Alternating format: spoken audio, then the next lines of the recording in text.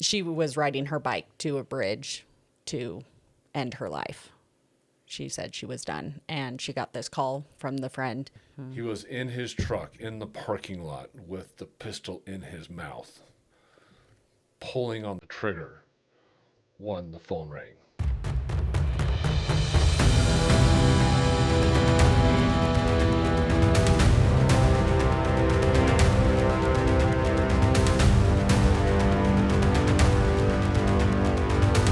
Welcome to this week's episode of God and Country. I'm Uriah Kennedy, and this is Ingrid Bettridge, and we're glad that you're on with us. Again, please like, subscribe, and listen.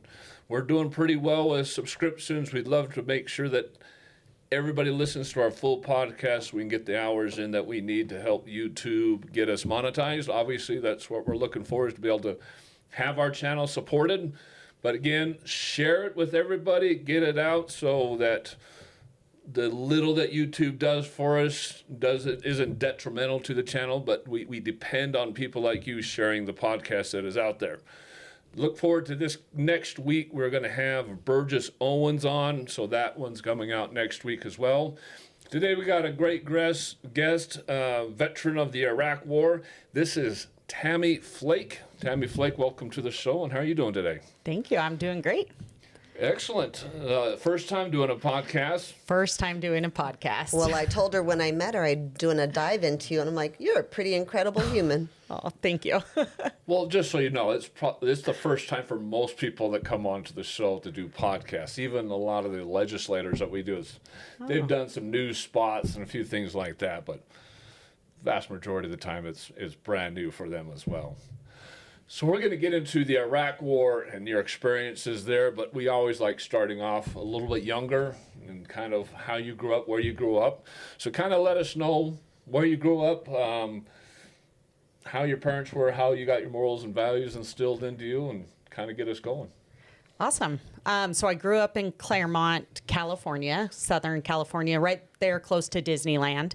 My dad and his twin brother played Little Ricky on I Love Lucy because they grew up in Pasadena, and back in the black and white days, they had to have twins. And so they had black hair, so they looked Mexican. And so they got to be Cuban. Yes, that's right. Cuban. Sorry. So they got to be on the set with I Love Lucy, go to the grand opening of Disneyland with her. And so that's always been a claim to fame for my dad and his twin, and all my friends are, oh yeah, I watch I Love Lucy. And so he was the one that crawled through the cement, or Ricky would sing to him in the thing. And so it paid for their college, and then they moved on. And do they have any memories of it?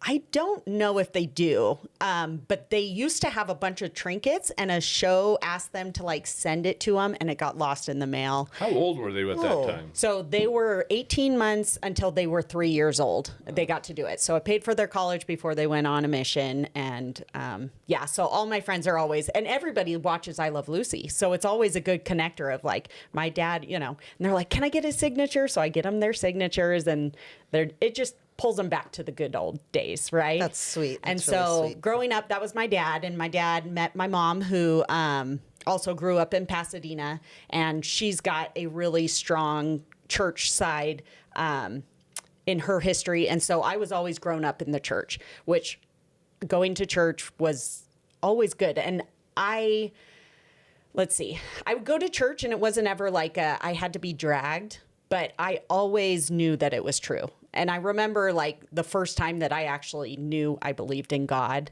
was when I was 14 years old. And so it wasn't ever something that I could always tell people. I'm not very articulate, but I feel things really deep. And so I always journaled because that's the only way I felt I could express myself. What a wonderful gift to have. A lot growing up. In fact, the only thing that stopped me from journaling at that point was when I joined the military, because I was scared that the drill sergeants were going to find my journal, pull it out, and be like, oh, Private Mayor, this is what she's, whatever. So I actually didn't journal during basic training because I was scared of that.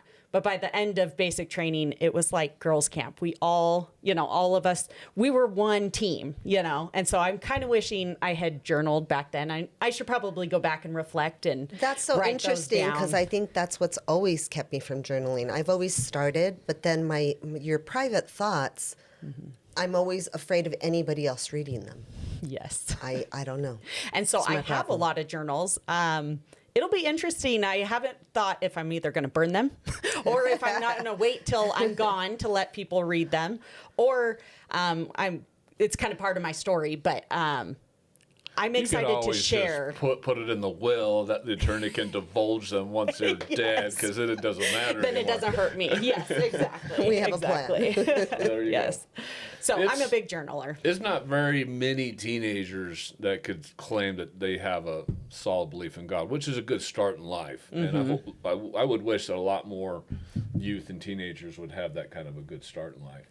Yeah. And again, we're not talking about any single religion, but a belief in God is paramount, because if you don't have that belief in God, you just don't have that foundation, because that foundation goes towards the country, it goes towards your community, it goes towards how you interact with everybody else. It's just a great foundation. Yeah. To know how great you actually are from who you come. Yeah. Yeah. And learning about talents. Like, again, in most churches, we talk about we have inherent talents that are going to shape us in the future. And so I learned that really quick, and I started learning about different things. And honestly, one of the things that I did was actually putting it in practice. I'm not one of those like, give a book and I'm going to just learn how to do something. I'm a hands-on, teach me what to do, and then I'm going to do it. And I'm either going to like it or I'm not. And so I actually started really young. I went in California, they have an ROP program, Regional Occupation Program. I don't know if it's still running, but I got to go because I wanted to be a dental hygienist. And again, I don't like debt because honestly, my parents fought over money a lot. And so I realized young, I did not want to be in debt. And so, I went to this regional occupation program for dental assisting. So I did it my junior year. I would go from my high school straight to there. So as a 16-year-old, I had my dental x-ray technician license interning in an office at 16. And I was like, yeah, I can do this, because if I can't do dental assisting, I definitely can't be in an office with a dental, because a lot of the mental side from the dentist is being in the office. So I was like, I need to see if I like it. Excelled really well in that. And then that's actually when I started talking to a recruiter, because I didn't want to have to go into debt for being in school. And so they were like, yeah, join the military, be a dental assistant, and then we'll move you up to being a dental hygienist and a dentist if you want, or you can get out and then just be able to do that full time. And I'm like, sounds great. And they're like, awesome, let's get you signed up. How old are you? 16.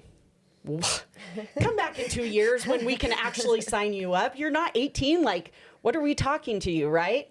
And so, again, I'm a go-getter. So I found out in California, they give a proficiency exam test twice a year for kind of the students that are close to graduating but aren't going to quite make it. They can take the GED test and still graduate and get to walk with their class. So I took that test on my 17th birthday, graduated, came back from Christmas break and said, I graduated.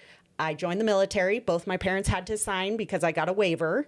And so I went in and got the scores I needed to do dental. But the AIT, so the training for dental, is a very small core. And they're like, the training just passed. So in a year, you can come back and we'll put you through training. I was 17 years old. I just graduated. I was ready to leave the house, nothing else for me. So they're like, just sign up for 3-year contract as supply sergeant, supply in your unit, and then you can always reclass. So I said, yep, sounds good. So I was in basic training within 3 months, ready to go. And I ended up, and again, this comes more in my story, but I did unit supply specialist. Again, they taught me what to do. I did it, and I did it While really you were well. 17. Yep, at 17 years old. And then I was sergeant by the time I was 19. So when my 3 years was up and I could re-enlist, there's a part of this that I want to come back to. But when I could re-enlist, I decided to re-enlist as my current job instead of going to dental, because I had already learned and grown so far that I could just keep on that track, especially with the military. And so I actually re-enlisted while I was over in Iraq, which is nice because the bonuses are tax-free when you're over there. And the part of the story that I was going to share is when that 3-year contract was up, I prayed about whether I should stay in. Because, again, you guys talk about God, and I'll come back to what made me decide to join the military too. But when it came to re-enlisting, I prayed because I could get out of the military at that time and actually serve a mission for my church at that time because of the age thing. And so I prayed, and I was not very articulate then. I've come a long way. But sharing the gospel of Christ was probably one of the scariest things you could have asked me to do. And I was like, okay, Heavenly Father, do you need me to serve a mission? I will go and do whatever you need me to do. And I got the answer back that I was already serving a mission, because the people in the military, I can't even count how many times that I would be out on guard duty, one-on-one, we're watching, but we talked to each other, and they would joke. They'd call me nicknames because I was a good Christian girl. Not too many in that military that actually stuck to their values. And after a while, they would make fun of me, but when we were one-on-one, it was, all right, tell me more about this. Like, I've heard this, can you? And so many experiences of just the Spirit being able to touch them at that time and be able to connect in hope and bring them a little part of God. And so military is hard to reach if you're trying to proselyte or teach about Christ. And when it's your buddies in your unit, I had so many connecting times, and luckily I was able to journal about a lot of those. And so I decided to re-enlist and continue to serve. Any place people need God more, it would be in the military, because they do such hard things. You see hard things, and if you don't have God in your life, I don't know how you cope and stay centered. And honestly, a lot of them don't. And that's where, when the loss of hope and they feel like they're alone, that's why we see veteran suicide so rampant right now, because so many of us feel like we're the only ones that go through it, and we can't ask for help. We suck it up, whatever, because we're the ones that we're service oriented. I mean, there's a reason that we joined the military in the first place. And so for us, the military's getting better about not having that stigma of, I feel this way and I need to talk about it. They're getting much better. But that's pretty much what has brought me to this point. Is I used to be that person, depressed in bed, had no idea what was going on, and I had nobody. I didn't know who to reach out to. And so, the more you get to know me, the more you'll realize, like, I used to be that person, and I really want to reach out to all those people that might feel they don't have hope or they don't have somebody, but there is somebody and there is someone, or family members seeing military go through this. There are resources that we can get to them to find that hope, because the suicide rate is just, it breaks my heart. And so, yeah, we had Heath Silcox on a couple weeks ago. Yes. He He's talked awesome. he talked a lot about you and said you're one of the best, which is why we reached out to you. So, but we talked about the veteran suicide, and there's 19, 20 suicides a day. And when you're talking about the military, you're talking about people that are usually trying to escape from something and try to get into something a little bit better. And they're coming from every part of the country, every background imaginable. And most of them are, can't say most of them, but a lot of them are coming from broken homes where they just need to get out of the house. Mom and dad's situation is not so good. They have no idea what they're going to do for college, don't even have money for college maybe, and they're looking to the military for that financial assistance, as well as just a way to support themselves outside of their growing up home, because they don't want to be there anymore, but can't get out on their own either.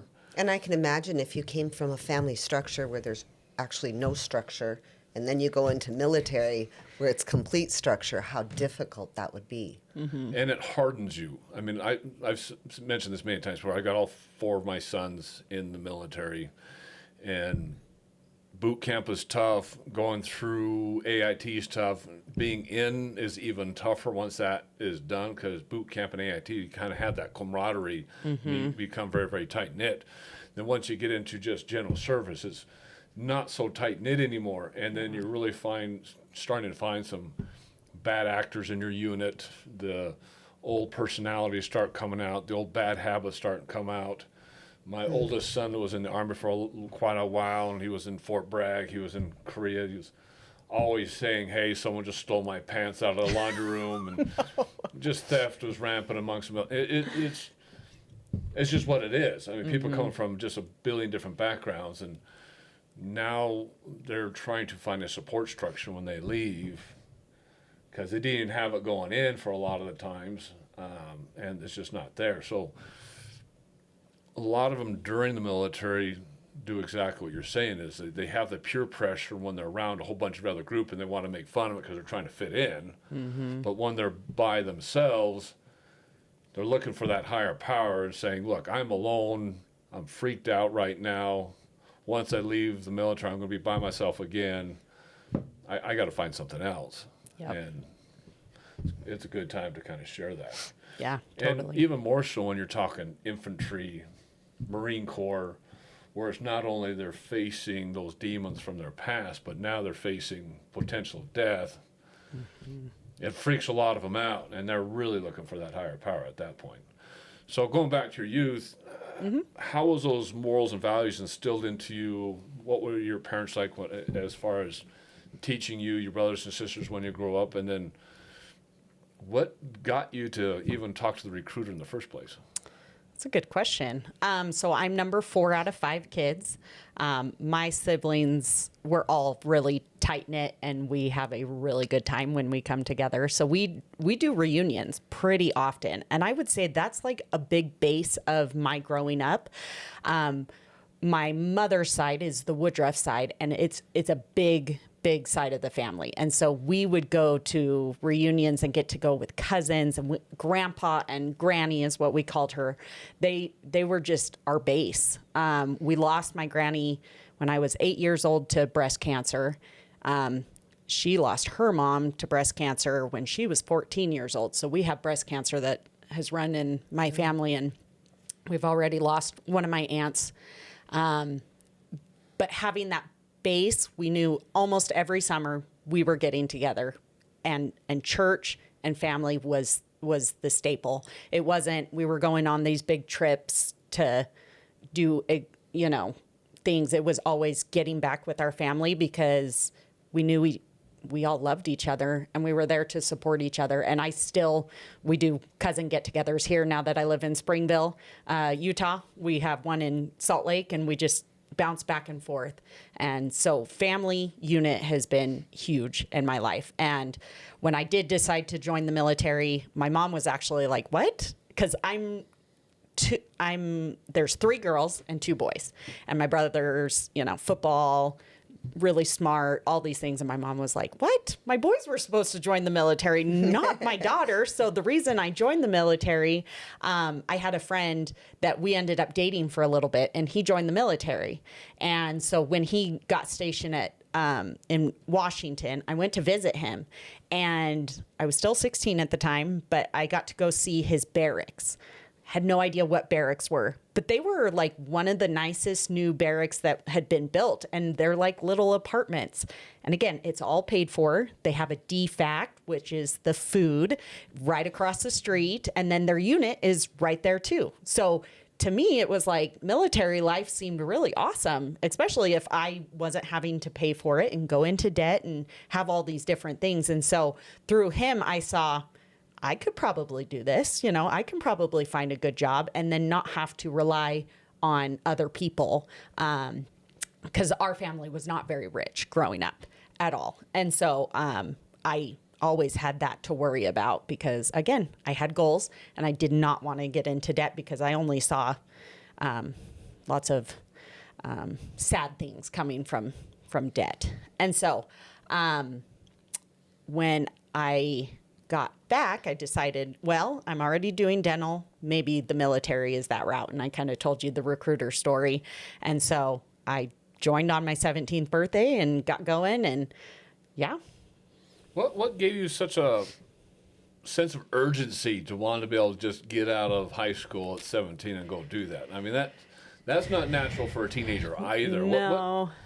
So honestly, I do have a really good relationship with my Heavenly Father. I've always prayed, and I felt trust from my parents too. You know, most teenagers probably don't go out and hang out with their friends until really late. But no matter what time, I always came home and I sat next to my mom and I told her, hey, me and Charlotte got to go do this and we met these people and this is whatever. And so I always joke that my parents put a little chip in me saying like, I can't do anything bad, you know, and I just didn't want to let them down. And so I'd come home and I'd tell my mom, especially what I got to do. And so I had been praying and been doing the medical dental stuff. And so I'm like trying to think about my future. And as I prayed, the military just stood out as the path for me. And so I had gotten. But why 17? Why what made you want to just jump ship early? There was nothing left for me in high school. I mean, I did the cheerleading, you know, for a year. The next year was when I was doing the dental. So I had accomplished everything I needed. I wasn't one of those like, oh, I had so many friends and I wanted to be whatever queen or whatever. You weren't trying to be where the boy was, or? Oh, I was totally boy crazy, but I not meant as, boy. Yes, true. No, I felt like right then I didn't need anything else from high school. I was done with it and I was ready to leave home. And that was the route that was going to be it for me. And again, I didn't have to get into the debt or go to school, the book school that scared me, that the military was the route. And when I got that confirmation, my parents prayed about it and they said, yeah, we trust you. And they were all in, and it's the best decision, hands down, that I've ever made in my life because of where I am now. I would not have changed anything.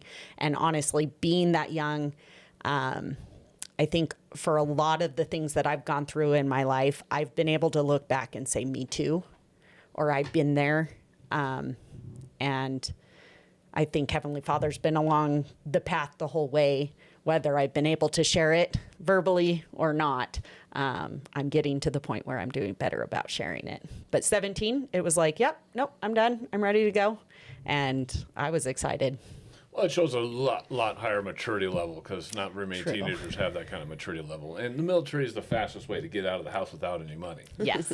Which what many people discover is if I want out of the house, I don't have a dime to my name, military is where I'm going, right? Yep. 'Cause, again, everything's free. They pay for you. Although I think it's funny because when you went to your friend's barracks, when you're in basic training, yeah, you got your apartment right there that you're going to. Food's not very far away. But then you get into normal stuff and you have to take a taxi cab in order to get something food to eat because Yes. you get in some of these bigger bases like Fort Bragg, and my son got used to just Uber Eats and stuff like that because he hated getting in. He didn't have a car in Fort Bragg, and Yep. the food was 3 miles away. He didn't want to go 3 miles 3 times a day to go get food, and he had to pay a taxi cab every single time he did that within the base just to get over there. And in my ignorance, I'm like, there's no cafeteria. I just assumed there was a cafeteria. There was. It's It just is. how It's- often do you really want to eat there? It's not hard. It's pretty decent food, but Yeah. it's Monotonous. Yes. well, it's far away. On these bigger bases, it's just far away. Oh. These bases are so big that you're literally going without a car. You can't walk it. It's not feasible to walk that 3 times a day. And so you're chucking up change to go and get food because you have taxi cabs on base and you're paying a couple bucks there. And he says, well, might as well just get Uber Eats. Yeah. And so he survived on it. It was just funny. I love how your family basis, and no family is perfect. So despite whatever weaknesses, you knew appears to be, you knew you were loved, you knew you were trusted, and because of that, you had a self-confidence and your parents' trust in you to make decisions. Yes. And I think some youth don't. Yeah. Well, that's why I became sergeant so fast. Yeah. Because military brass, they see that maturity level and they see it very, very quickly. All my kids have grown up with that because they've grown up with good parents and very stable homes. And I'm incredibly God-fearing and very, very patriotic, as everybody can tell, and kind of got instilled into them. And they all got leadership fairly quickly because they just, when they were told to do something, they did it without hesitation, and they just showed that maturity level. Yeah. So where'd you serve boot camp, first off? So I went to Fort Lost in the Woods, Fort Leonardwood, Well, Missouri. I just got back from Leonardwood Oh. 2 weeks ago because both my youngest sons just finished boot camp in Leonardwood. So I Okay. got all the images. So, yeah. They were there at a good time. I was there in February, so it was very cold, digging holes and sleeping in them in the freezing cold. And I'm from California, so everything is freezing cold. My to son me. hated that. He said you'd walk and you'd dig a hole, then you'd bury it. Then you'd walk, dig a hole, and then bury it. And then walk, dig a hole, then bury it. He said it was miserable. Yes. But again, part of basic training is tearing us down to see if we can listen during hard times. And then the next part of tearing you down is to build you back up the way they want to. So they do instill into you all the principles that they need you to learn. And a lot of people drop out because they realize this is not what I signed up for. This is not what I want to do. And honestly, we're happy that that happens, because if we get into a mission and we can't trust that people are going to be able to stand up and have our six, course. we don't want them there. And so it's not like, oh, well, we talk down to them or anything. It's just, hey, you gave it a try It's not and you for didn't. everyone. It is not for everybody. And it's tough. When I went into the military, somebody said in basic training, just kind of stay mellow, don't stand out, don't be too bad, because if the drill sergeants learn your name, they know your name, and they're only going to call the names they remember, right? And so I took that advice really well, and they would be like, Mayor, piece of letter, do we have a mayor here? So I was very observant My and watched kids everybody. all tried to do that because they're the same advice, right? Everybody Mm-hmm. gets the same advice. Just don't get the top of class, don't get the bottom of class, middle of the road. Just stay Yes. out of their attention, right? But it's very hard to do that with the last name of Kennedy. Yeah. Very difficult because of the president. So, and they all every single one of them went through and they all started getting nicknamed president. Yep. Hey, president, get over here. And just the way it works with the last name Kennedy. I'm sure it happens if you got to walk in a last name Nixon or Yes. Bush or something like that. It was just funny. But it did play to my side, because when I went to AIT, which is training for your specific job, I went to Fort Lee in Virginia, and I put everything to practice. I was the platoon sergeant. They gave me rank at the end. I was able to help a lot of people. And so I started that leadership pretty young and right off the bat, because I was like, oh, well, I learned from them in basic that I should do this. And so That's I funny. just So kept Fort learning. Lee, I think my sons went over there too. So it's right above I forget, Norfolk, right? I think so. It's right above Norfolk. So that's where my sons are right now. Oh. Is doing their AIT training, but they're going to be Black Hawk helicopter mechanics. Very cool.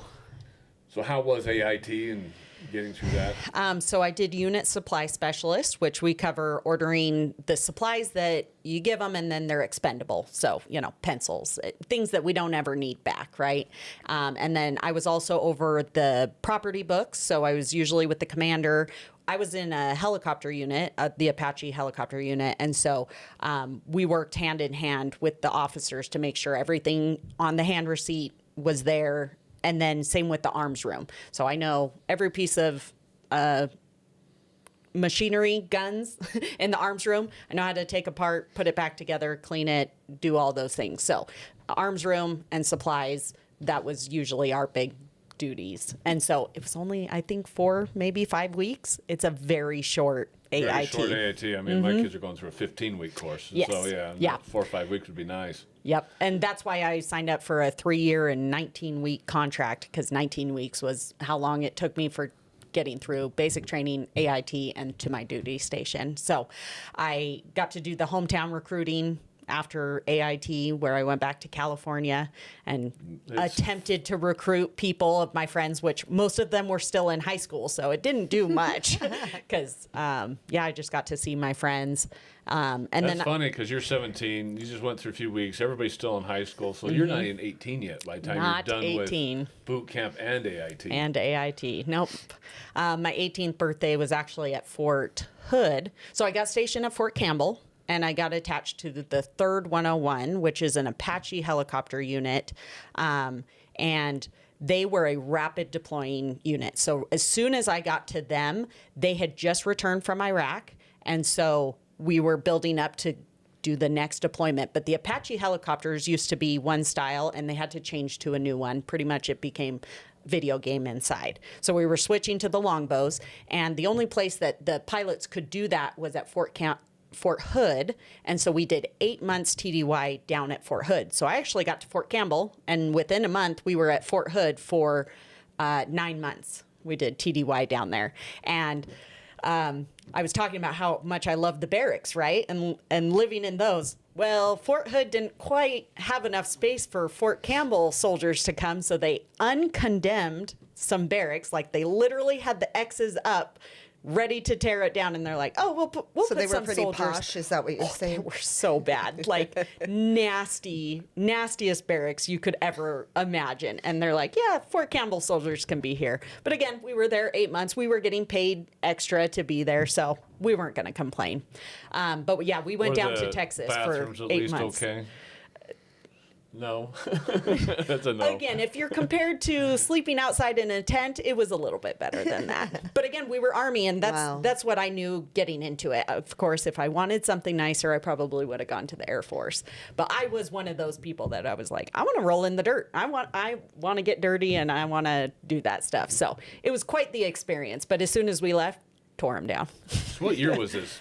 That was so I joined in 04, February of 2004. We were down at Fort Hood in August of 04 until February-ish of 2005, and then we were deployed in August of 2005. So, I mean, we were just rapid going because we went to Iraq from August of 05 to August of 2006, and then we turned around and got ready for Afghanistan. So it was just one of those, if we weren't training, yeah, we were always training.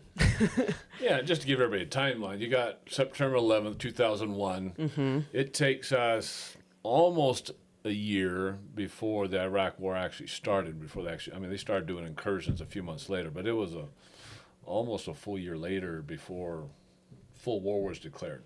Mm-hmm. So you're 2004, 2005, so you're 3 years into the war, so the war is still pretty fresh. Mm-hmm. And at that point, people are already starting to complain of when how we getting long out. Is this going to last? When we yes. getting out of here? So you're 8 months at Fort Hood, mm-hmm. and you get deployed to Iraq then. Mm-hmm. Yep. So what was that first experience like of knowing that you're going to get deployed to the actual war? Honestly, because of the situation we were in, 9/11 happened when I was in high school. I mean, I remember it happening, watching the second tower hit in California, because we had all the TVs on. So I knew what situation we were in. I wasn't going into the military to be like, oh, yeah, I'm just going to ride this along. I felt pretty confident, and I was needing to go and be of service to my country, and whatever that means, I'm willing to do. When we deployed, a lot of family will come in and send you off on the airplane, right? Most of my family lived in California or Utah, and so it was just hard for them to come out.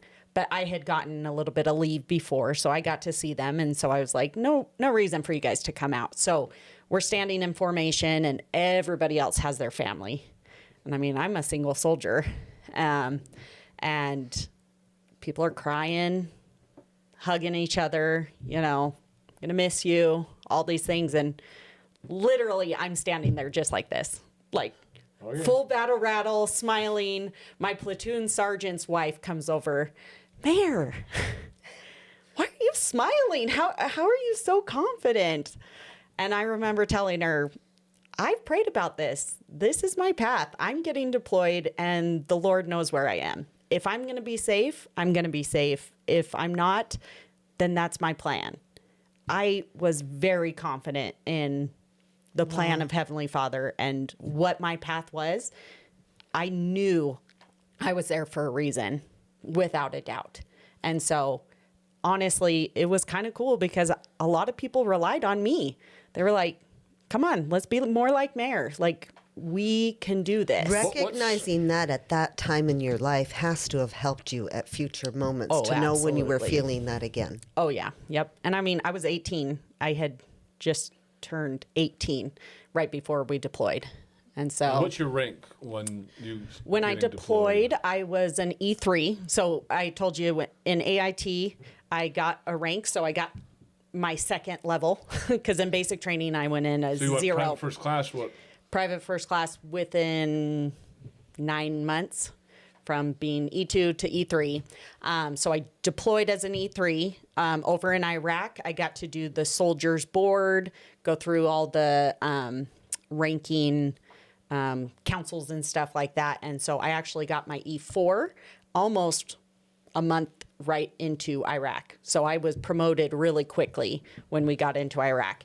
And then I kept moving forward. I'm kind of one of those, what's the next goal, target? I want to do the best and be the best type of thing. And so I just kept working towards my sergeant, and I actually got promoted to sergeant before I left Iraq. So within the year, I was a sergeant, which I think I had just had my 19th birthday because I was there.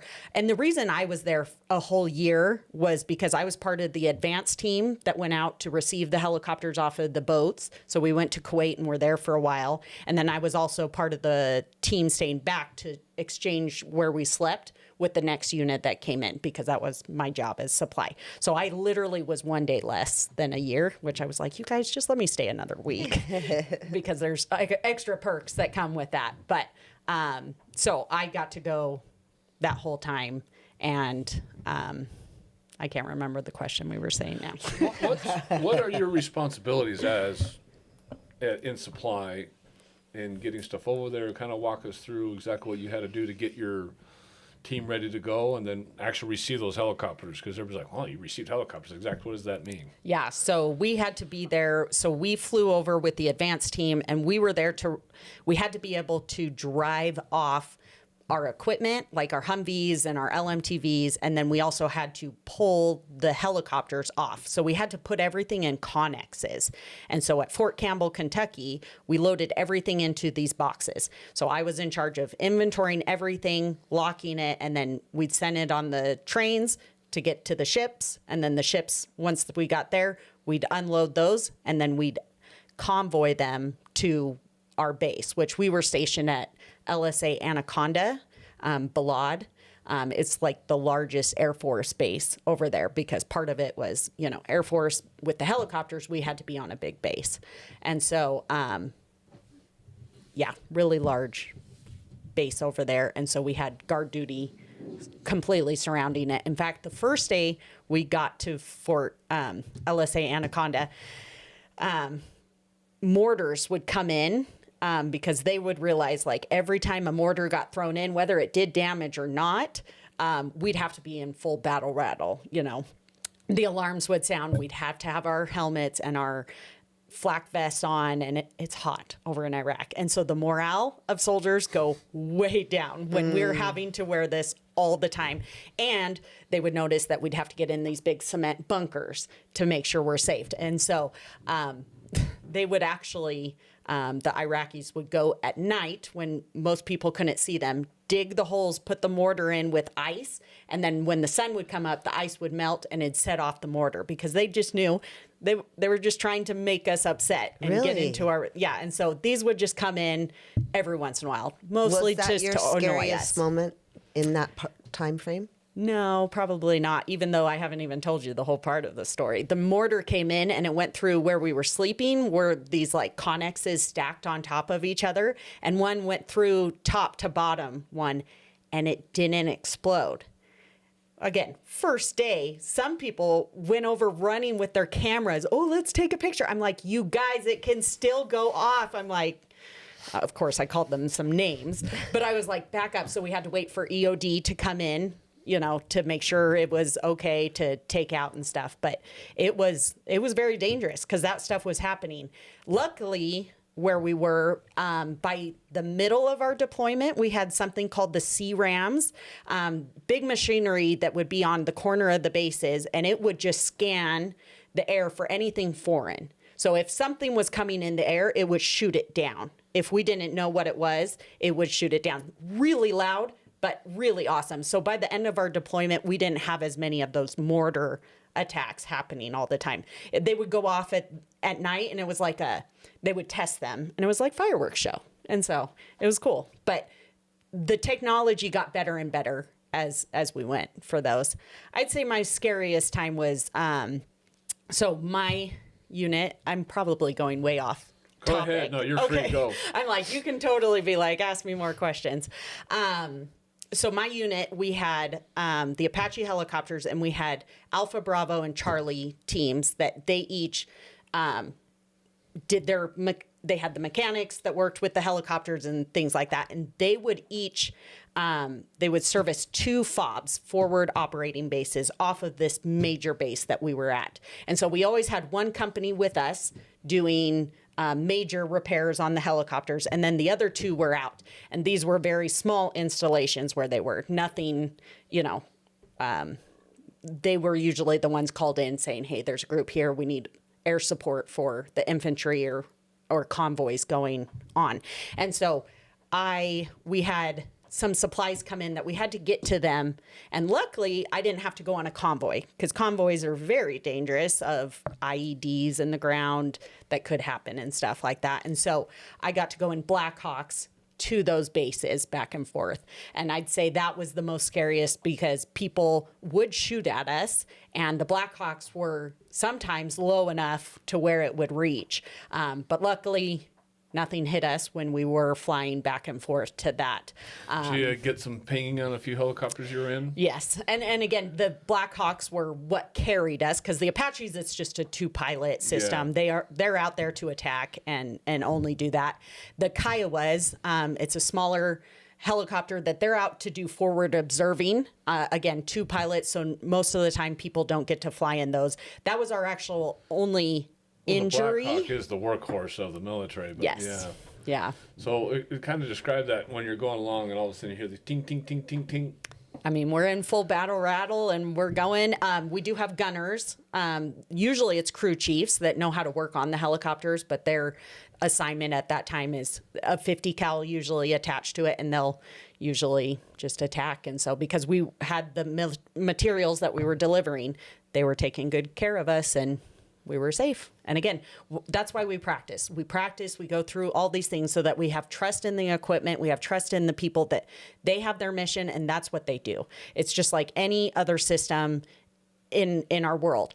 If you have a city, you have a mayor, you have somebody that does this. We in the military get trained, and we have all those positions covered, and we practice so that we have confidence in the equipment, confidence in the mission, and be able to do it. And so that confidence is instilled in us. And if we're not confident, that's why we have higher ranking people that come down and say, hey, this wasn't as good. This wasn't, we need to bring this up. Let's practice it again. Let's do it again. And that's why being in the regular Army, I can't compare to National Guard and stuff, but that was our full-time job. We did practice all the time on the mission of what we were doing. So it made us confident that whenever we were called to do something, we could do it.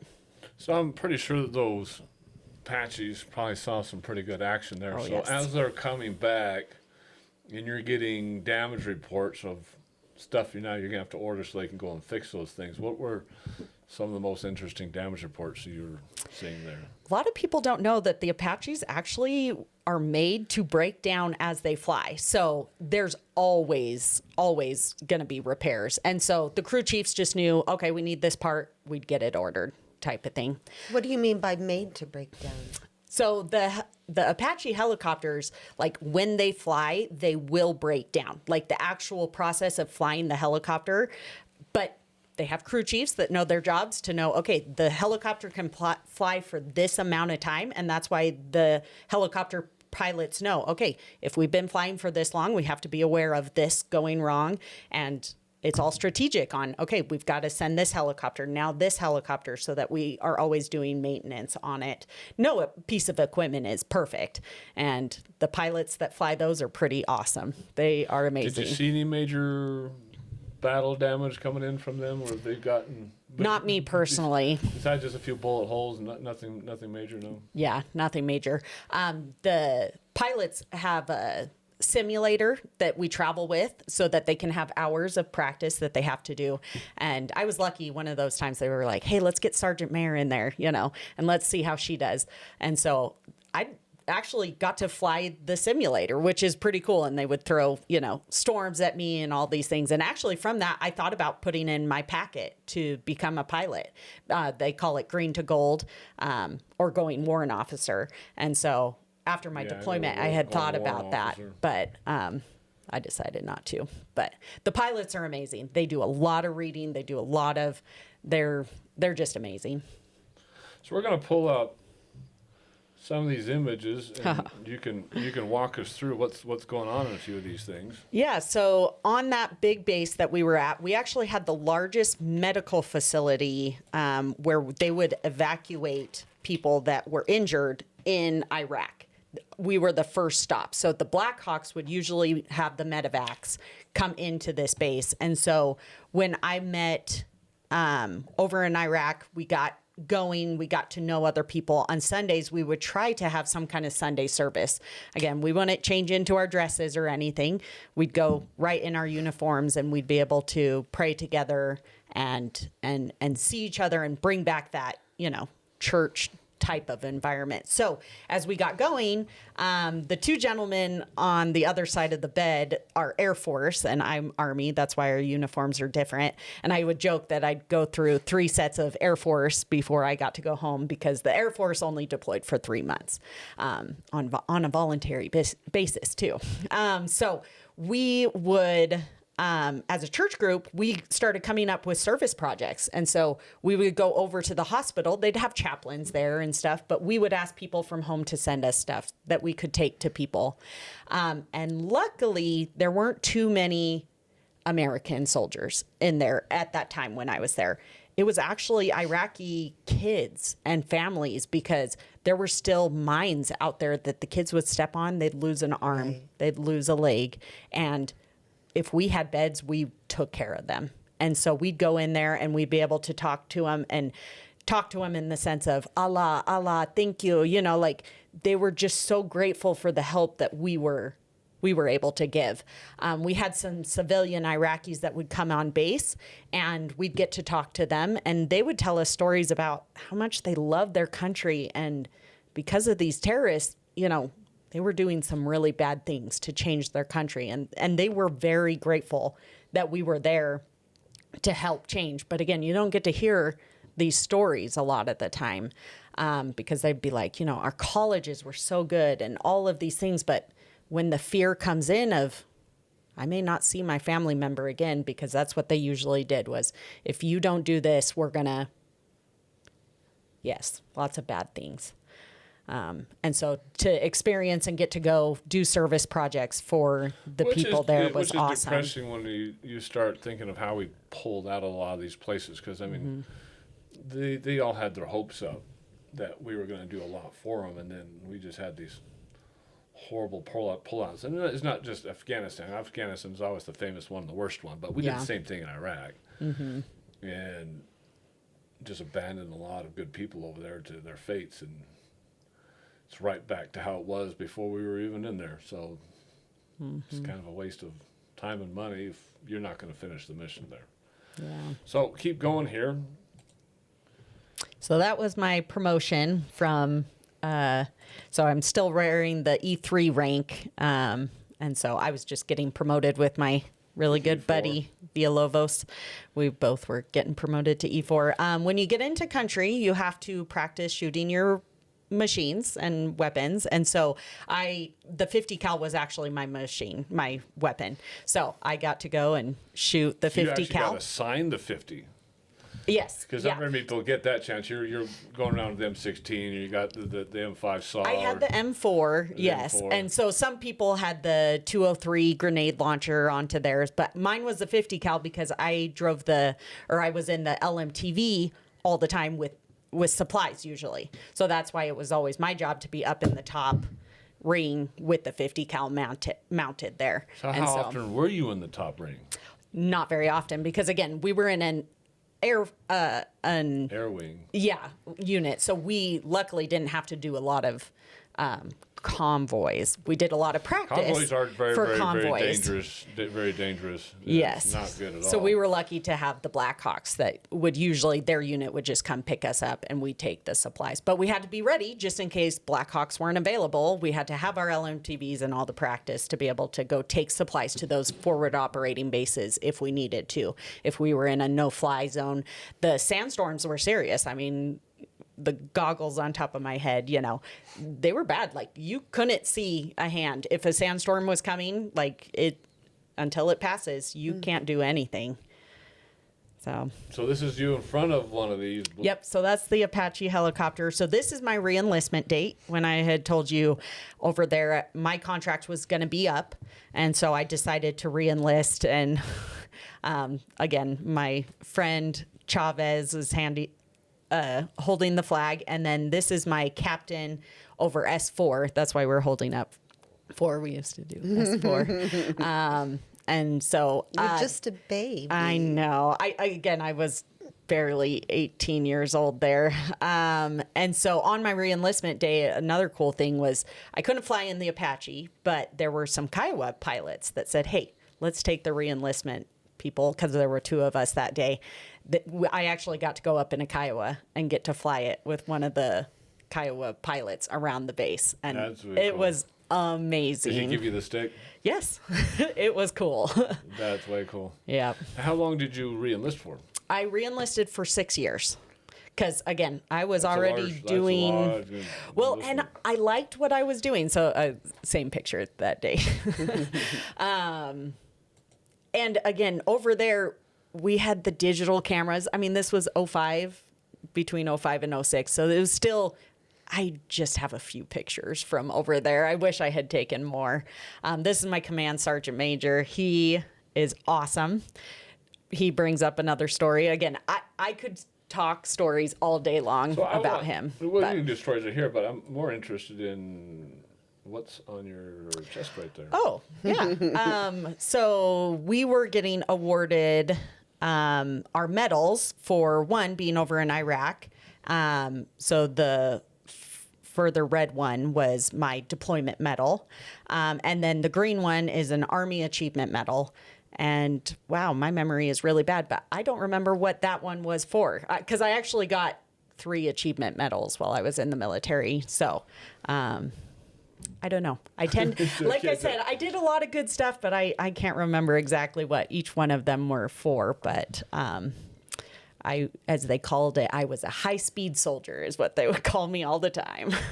In fact, that command sergeant major, he would, the challenge coins. Yeah. He would give me his challenge coin many times, so many times that he finally started going to other people saying, she's got too many of my coins. You have to give her one of your coins now. And I've got lots of those stories. I don't know what a challenge coin is. Oh, actually... I was given one today. The challenge coins are fun. Yes. So it's a metal coin that usually represents what your mission is. And so Command Sergeant Major had his own coin so that when you see a soldier doing something outstanding, it was a recognition. And I'll show you. You go to shake their hand, and they would usually say, good job, Sergeant Major. And you'd be like, oh, cool, I get a thing. Because the overall tradition of this, Command Sergeant Major is kind of high up in the rank of enlisted officers, first star general, things like that. If you went to a bar, is the tradition, and you challenge somebody with a ranking coin, if you couldn't outrank the coin with the challenge coin, that person had to buy you a beer or a drink. And so the highest ranking coin that I received was a 4-star general coin, which was another cool story. But again, I can tell you stories all day. Oh, we can definitely get into a few of these stories. So what's going on here?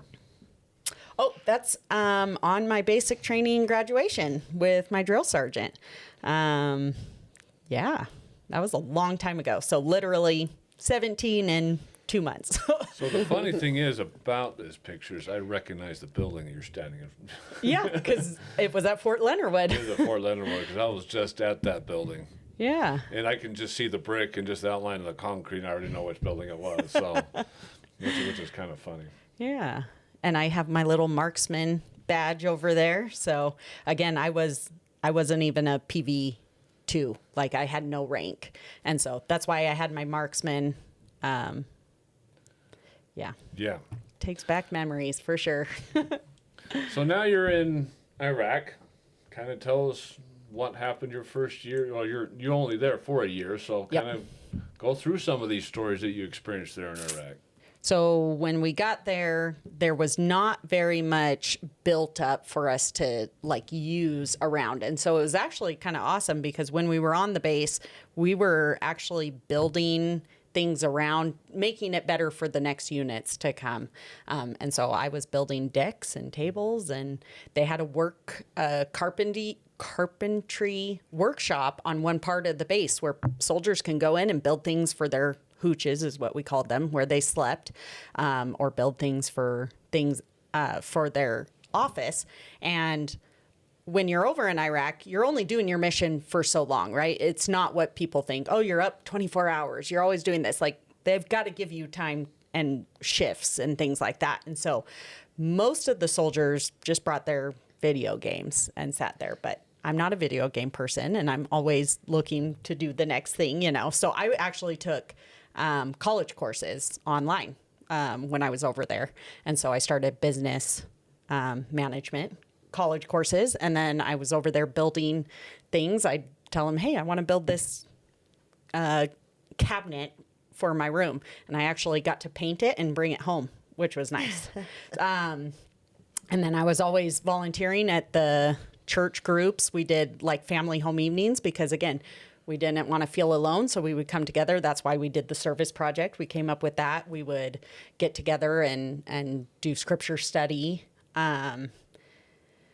There were anything to pass the time and keep people together, right? Yep. I was not a big reader at the time. I've gotten better about reading, but kind of brings me back to why I got a 4-star general coin.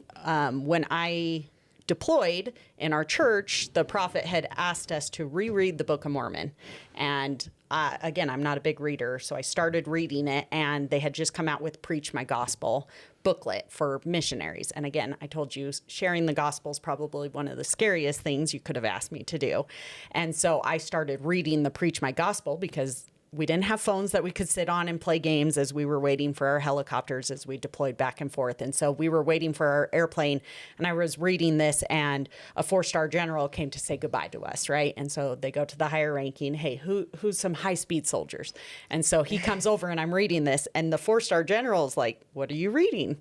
And so I actually got to share about the gospel with him and just tell him, and he's like, well, if all the rest of the soldiers are like you, you've got a really good unit. And he gave me a 4-star general coin, and so it's awesome. Not bad at all to get a coin, huh? Yep, no. Not bad. So what was it like flying in for the first time, coming into that base? So we come in during the day, come in during the night? No, we flew in during the day, and it was in, I'm going to forget the exact helicopter, but the big one where we're strapped in, and they have to do, it's not like a just regular landing. When you're coming, because we were in Kuwait, and then we fly into Iraq, and they have to do these strategic like circles and then just dive bomb into the thing because, again, chance of attacks. And it was crazy because I get motion sickness, and ironically, I was fine with it. So coming into that was crazy. When we in a Chinook or no, it was bigger than that. That's why I'm trying to remember. It wasn't a helicopter. It was an airplane. A C-130. C-130. I was like, C-130 is what brought us into the base. Yeah, they do those strategic landings is what they call them. Yes. Yeah, even Heath Silcox was talking about that, and even my own sons would talk about that, and they come in and they just, all of a sudden they drop because they're afraid of those surface-to-air missiles, the RPGs, anything like that. They can tag them, and it can make you lose your lunch real fast. Yeah. That's for sure. those are fun. Yes. So on-base living, any neat experiences you had during that year? I realized that, like, no matter where we are at what time, like, there's going to be people and there's going to be ways to get around. Where we slept was pretty far away from where we worked. And so they had, like, buses that would shuttle people around. So you would just get on a bus and you'd go to different parts of the base there. And because I was with supply, I usually had my own Humvee that I could do. And so I would go to the other side of the base a lot to pick up supplies back and forth. But because it was on base, it wasn't like a convoy where we were having to check security checks and stuff like that. You're probably out on the tarmac quite often as planes come in to pull the supplies, or someone else pulling them off the planes for you? Nope, we were there on the airfield. And so we had, they have called motor pool, so our motor pool was right on the airfield, and they had these big sand bunkers that we would get up on top and we'd paint them, and it was cool. But it's kind of hard to distinguish. Anything more about the bombings at all? Did you guys go through very many of those? No, yeah. Once we got the C-Rams, the mortars kind of stopped, which was nice. Yeah, Heath was saying that a lot of times they were setting up the mortars, shot a few of them, and they just took off and just left everything because they were getting forced to do that by the actual drug lords. It wasn't even ISIS or anybody else. There was the actual drug lords forcing them to do that. Mm-hmm. They didn't even care about the equipment. They just left it and ran. Nope. Yep. They did what they needed to, and then they would go. And because this was a really big base, we had probably 30 towers where we would all take turns. So it wasn't our full-time job to do guard duty, but the whole installation would take their turns of their unit. And so when we did that, that was 24/7 that we, we're out there 2 by 2 taking scan of the area. And one of the areas that I was in, it was interesting because there were farms right outside of the base lines, and the cars would show up, and the women would be in the back and the dogs were up front. And then they'd be out there full pregnant, like doing all the work and stuff, and then they'd load them back up and go. And they just, like, the kids had more respect than the women out there. And so the way they were just treated, I was like, it's just sad. And the kids would come up like, throw us candy, all these different things. But we were never allowed to throw things at them. But just to see how they live. I mean, you drive by their houses and it's just sand huts. But then they'd have a dish on top for their TV and a Mercedes parked in the car. Like, they were rich, but their houses were just, it's just way different living there. So how often were you placed up on guard duty? I think I did it 3 times during my year deployment. So it was nice because everybody kind of took a turn doing it. Of course, enlisted people doing that. And anything eventful there during your guard duties? Nothing, luckily nothing uneventful. Yes, because we always had radios and, we'd have to tell each other, but knock on wood, I was glad that nothing was eventful for me. Did you ever encounter any bad actors whether in your training or in deployment? So that kind of brings me to the Heroes Haven part that maybe I'd like to share later with. Okay. Or when do you want to do it? Well, when I was in, it was very, suck it up. You don't talk about bad things that happen because, nothing bad ever happens, right? And so when I moved here to Utah, when I got out of the military, it was pretty traumatic for me because I was about to deploy to Afghanistan with a joint task force. So, I was ready to go. But I had just gotten married literally a month before we were about to deploy. And so my husband and I, we definitely wanted to start a family. And we prayed about it, and it was, I've always wanted kids, right? And so when we deployed, they give us a pregnancy test all the way, getting up to deploy. And so literally the day I'm getting on the plane, they were like, hey, you're pregnant. And so they pulled my bags, and I stayed rear D is what they call it. And so I got everybody situated there and set up back there.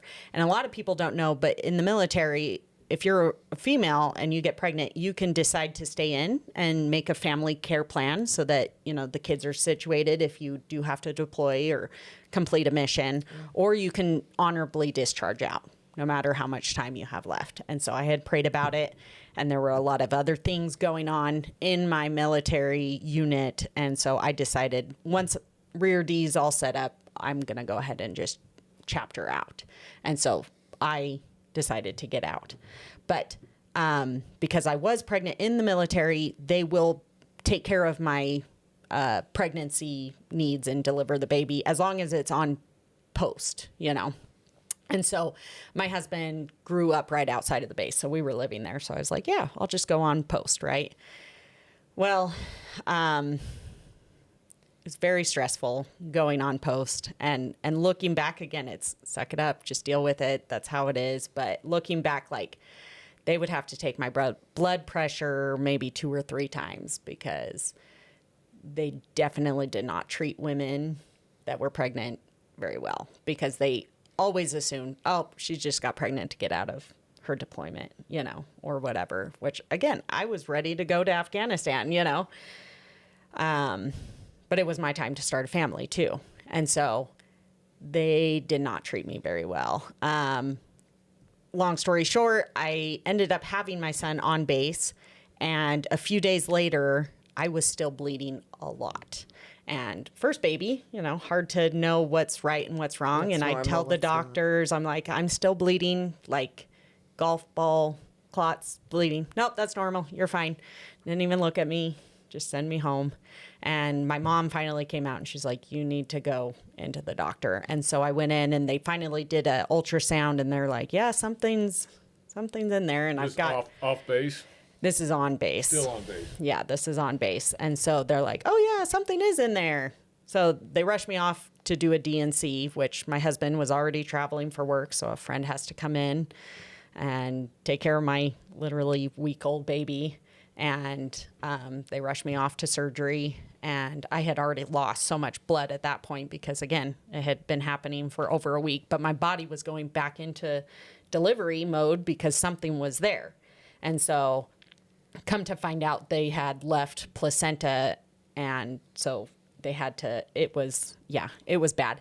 But they didn't give me a blood transfusion. They didn't do any kind of thing. And so I was trying to breastfeed, you know, all these things, all the mom guilt, you know, starts to lay in. I'm not being a good mom. I don't feel very good. So I went to WIC to get formula because, again, we weren't making very much money. And they give you a little finger prick for your iron level. And they're like, we need to call an ambulance. You're like, we don't know how you're sitting in this chair right now. Your level is really low. And so they just gave me iron pills to like build me up. But literally, if it wasn't for my mother-in-law, like, she took care of us. Literally, I moved in with her because I couldn't sit up. I couldn't take care of my baby or anything. And so it took a few months to where I was finally able to walk again and do all these things. And so I just thought that's how it was, right? And so we decided to have another child off base, talk to the doctor about what happened. And he's like, yeah, chances of that happening is not going to be, because the doctor that delivered me on post was, what do you call it when they like travel around to do their medical, Traveling like doctor? internship. Yeah. Sargent. Anyway, he was there. So like, it was him practicing delivering type of thing. And so they didn't know, you know, all these things. So the new doctor's like, no, you'll be fine. And so they went to deliver my second child, and the placenta actually stuck because there was now scarring from the placenta before. And so I actually went into shock, blood everywhere, and he was having to do all this. And my husband's got the baby, and he's just like, oh my gosh, what's going on?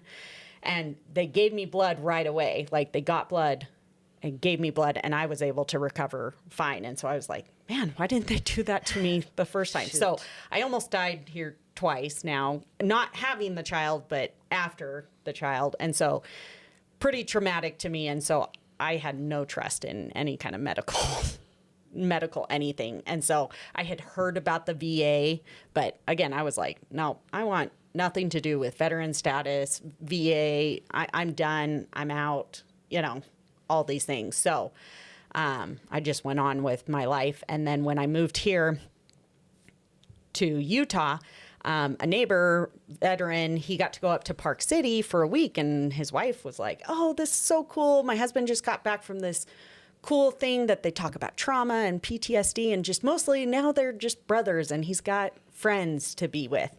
And this was right after COVID. I'm a very outgoing person, and COVID really did me in because I couldn't go anywhere. I had 5 kids and my husband traveled, so I didn't get out very much. And so I called him and was like, hey, do they do this for women veterans? And they're like, well, we're actually wanting to do it. We need to find more women veterans to do it. Would you be interested in doing the first one? I was like, yep, sign me up. Because we get to go up to Park City for a week. And I'm like, I need a break. I don't have PTSD. I don't have trauma, but I just like people, you know. And come to find out, we talk about a lot of trauma and PTSD and different things. And I realized I had suppressed a lot of things. I don't know if you guys have read The Body Keeps the Score. No. Really, really good read. And I recommend like every military person read it, because I started getting shingles right when I got back from Iraq. Again, shingles, people are like, I was 19 years old when I got back from Iraq, and they're like, you don't have shingles.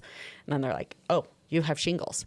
And it's mostly, they're like, you're stressed, you know, stop stressing, do this, you know, do that. And I'm like, okay, easier said than done. But then the shingles started coming back again when I moved here. And so I've had shingles 5 times in my life. And every time they're like, you're too young to have shingles. I'm like, I promise I do. And so I started really digging into my trauma and stop burying it, you know, bury it, ignore it. It didn't happen.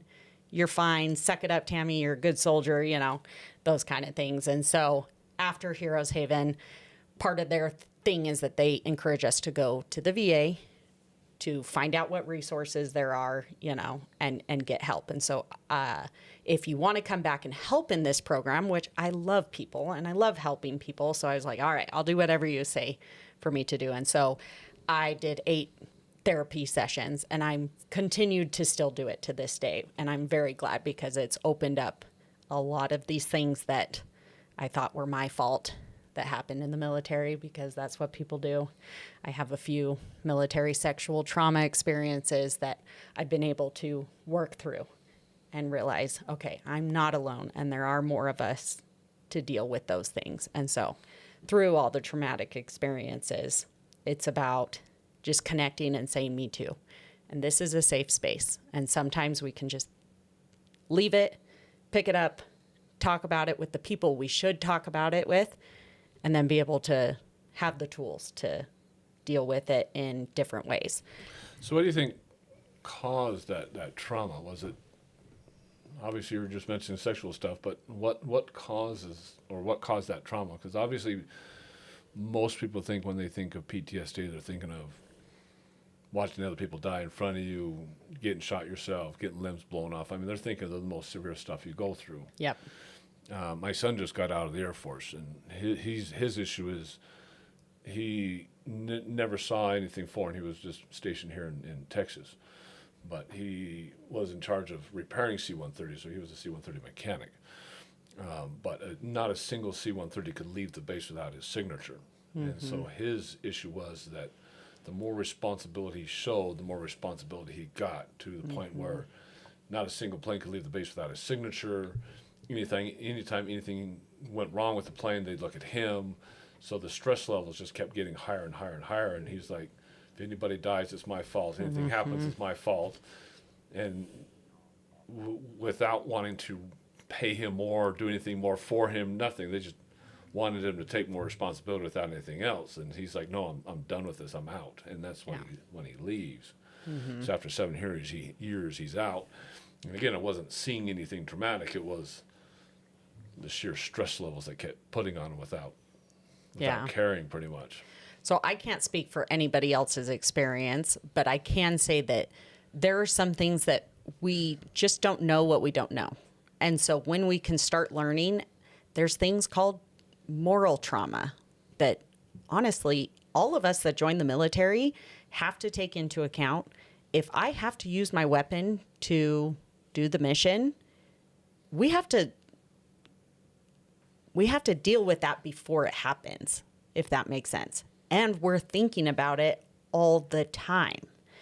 You're thinking about it on a convoy because, okay, I'm looking on the ground. If there's something for them, we're taught to drive around it because sometimes, you do that. Or you drive over it because they put something in the way to make you go another way, and there may be an IED. So all of our training, even if we're not, we're always on the alert. We're always, you'll see military people, they come in, they sit in the back with their back here so that they can see both entrances. Like, there are so many different things that are going through our mind because a lot of the times we're thinking worst case scenario.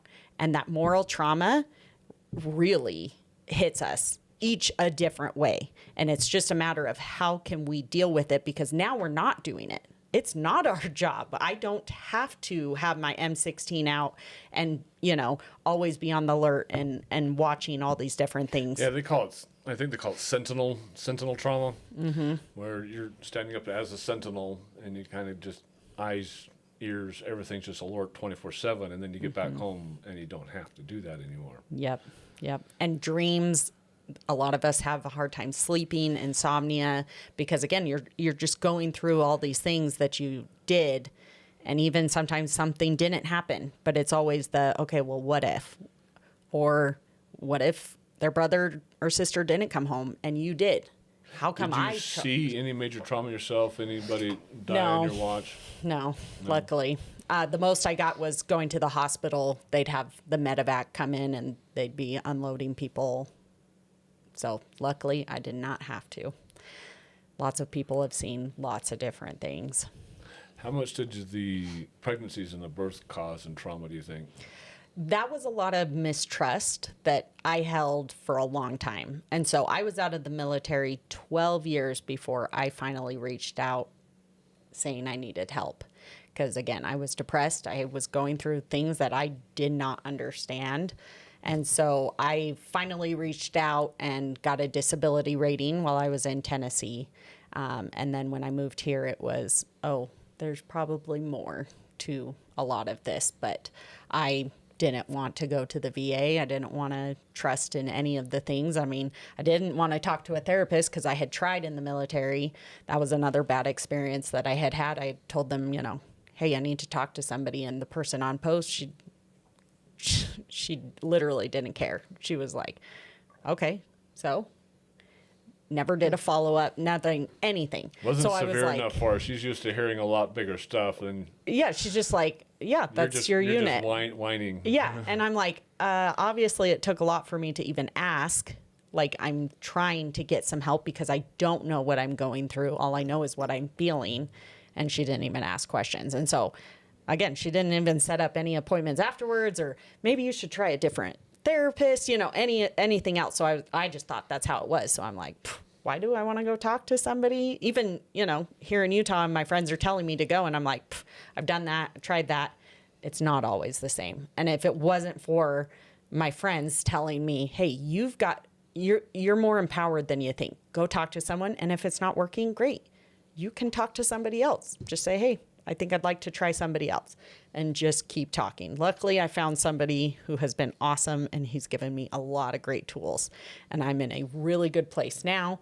And now, because I am in a good place, I want to go back and help and find other people that don't know about this. And that kind of leads me to Americans for Prosperity and all these other organizations, and why I'm trying to get more articulate about sharing what I've been through, because I don't want other people to lose hope. I want them to know that there are resources and they matter so much. And so, Did any of that happen in Fort Hood? The military sexual trauma? No. It was at Fort Lee and over in Iraq. Yeah. How bad was that? The military sexual trauma? Yeah. So the first one was during AIT, and I was trying to be the best soldier I could, and I was brand new 17 and didn't know what was going on, and it was the first, you got a weekend off base, and so it was a lot of other soldiers, and I don't want to go into too much details, but I had thought I was in a safe place with other soldiers, and turns out I wasn't. And you talk about flight freeze, flight, Fight or flight. and I froze. I mean, literally, I was like, I have no idea what he's going to do if I do anything, because it wasn't an alone situation. There were multiple people, and I didn't know what to do. And so I just kept it in. I didn't say anything because, again, I wanted to be the best soldier I could be. I didn't want to cause problems. I didn't want to anything. And the second time was somebody in my unit. And that was probably even worse because I trusted them. And again, it was, well, they're not going to trust me because that was an alone situation. It's always my word against their word.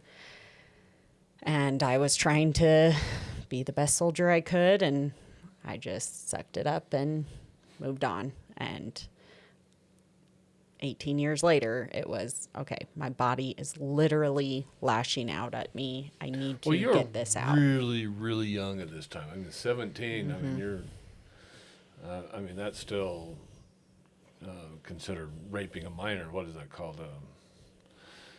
At that point, you're not even 18 yet. And then while you're deployed, you're late 18, early 19. So I think a lot of it has to just do with the sheer youth, and people just, you're young and people are attracted to youth.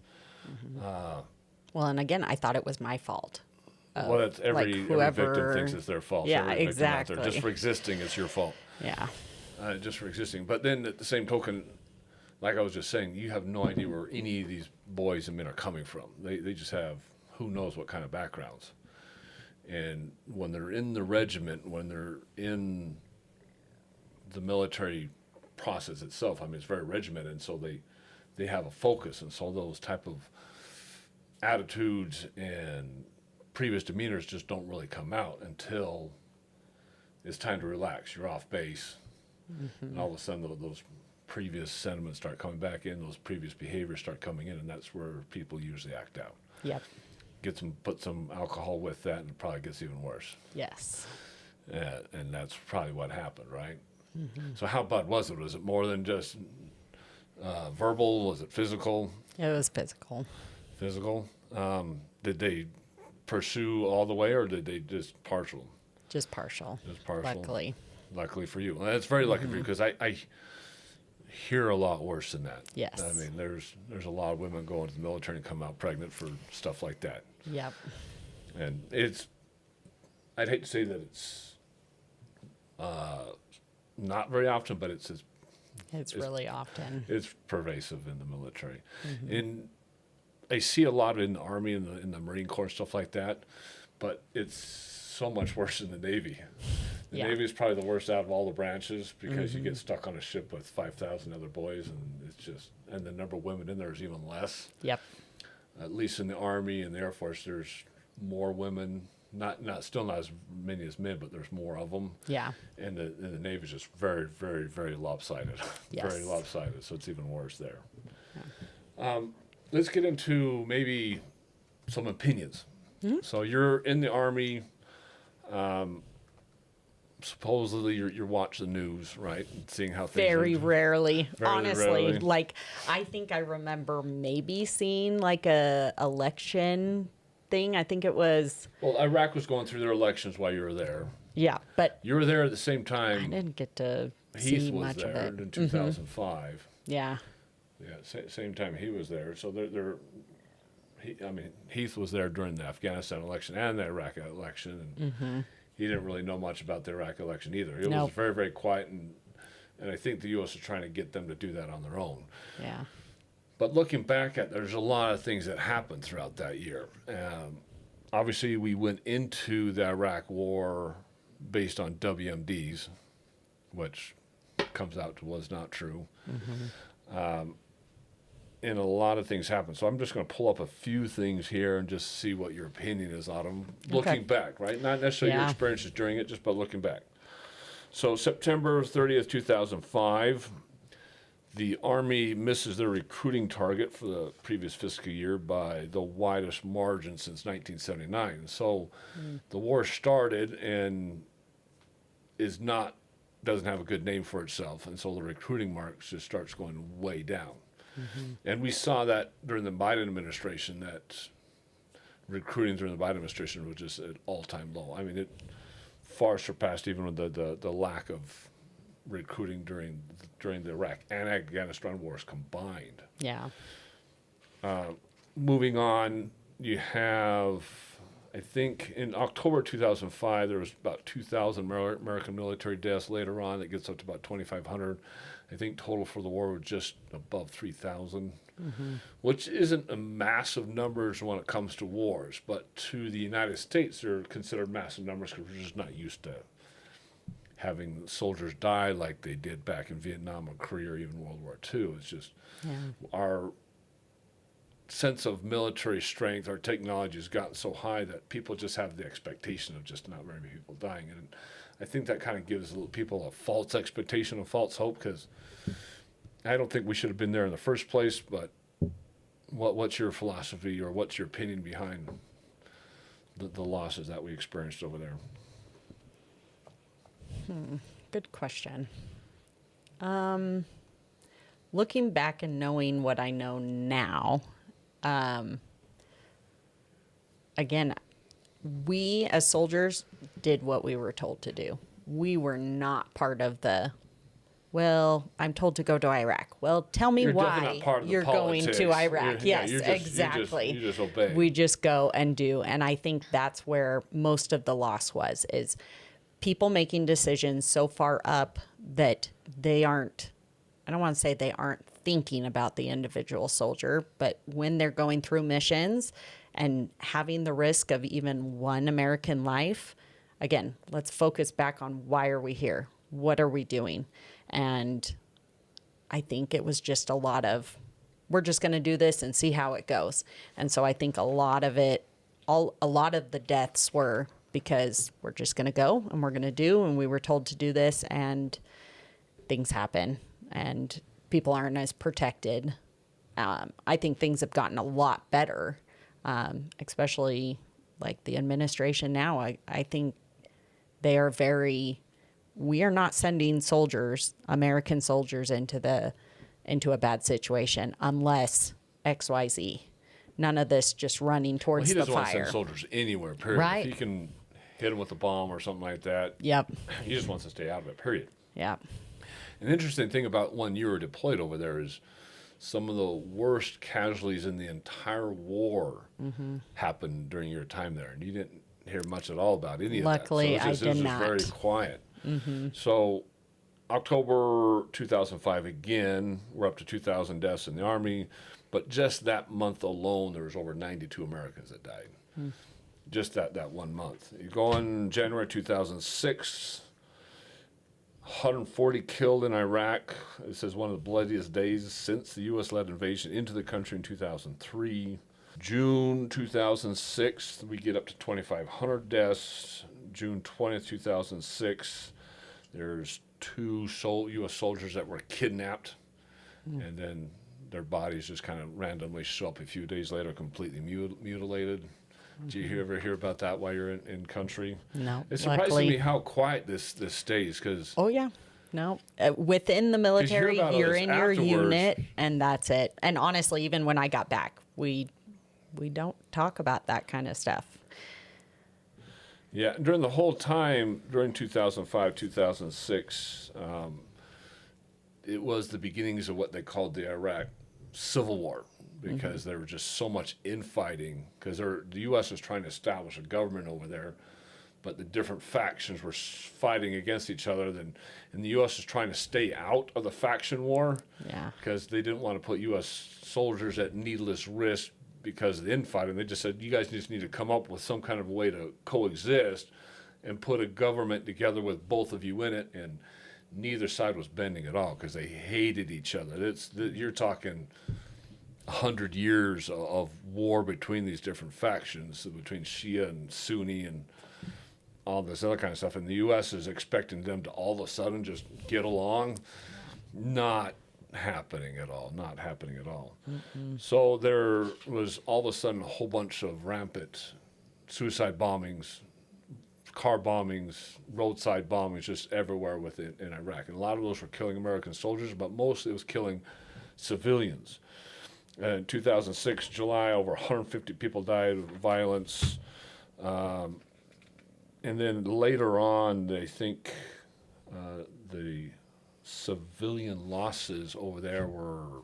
American civilians? No, Iraqi civilians. Iraqi civilians went up above 100,000. Wow. Just from them just infighting, which was insane.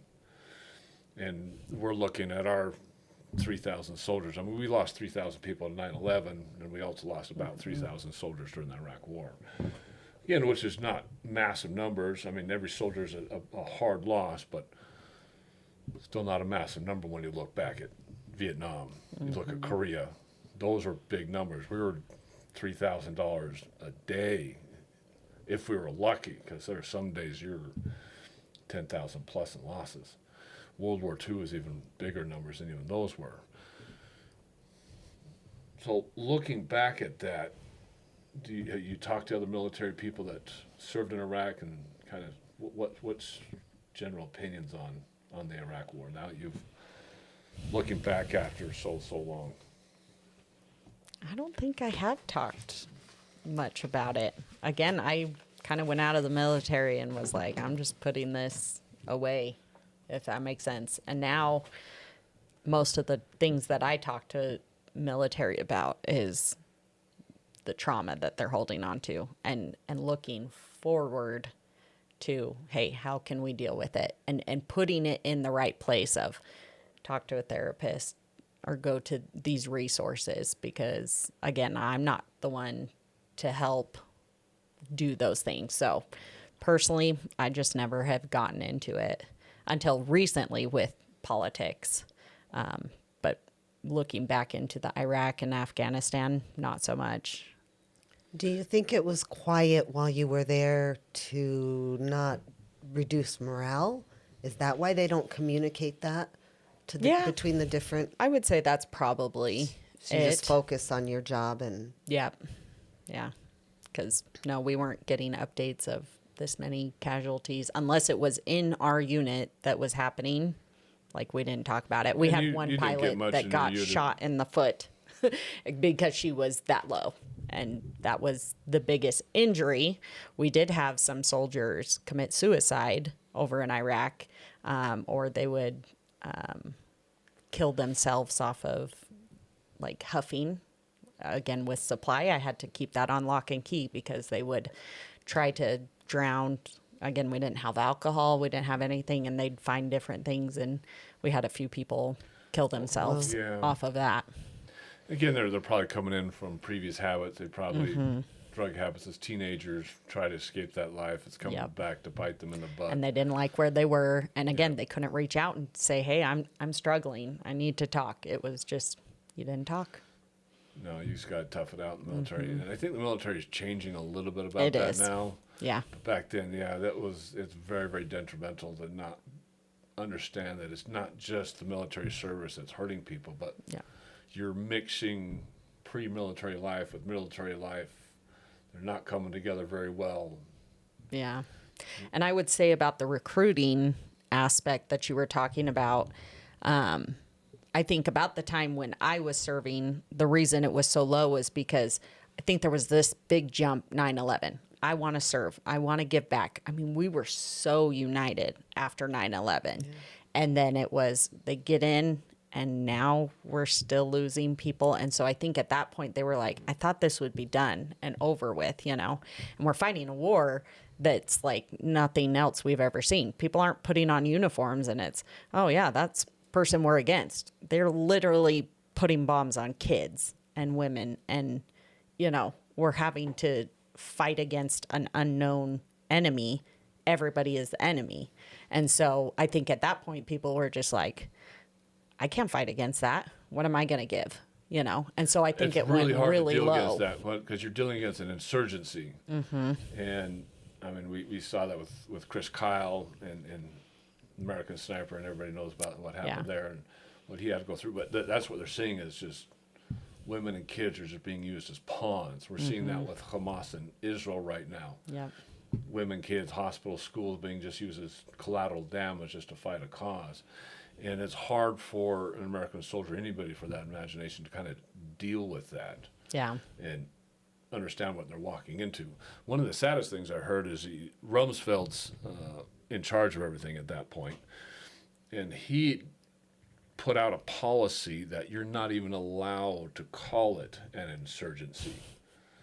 You're supposed to call it activism, because they didn't want the bad publicity getting out during 2005, 2006, that Bush is not able to handle it. Because, I mean, if we're looking at this, I'm going to pull up one of these articles that we have here.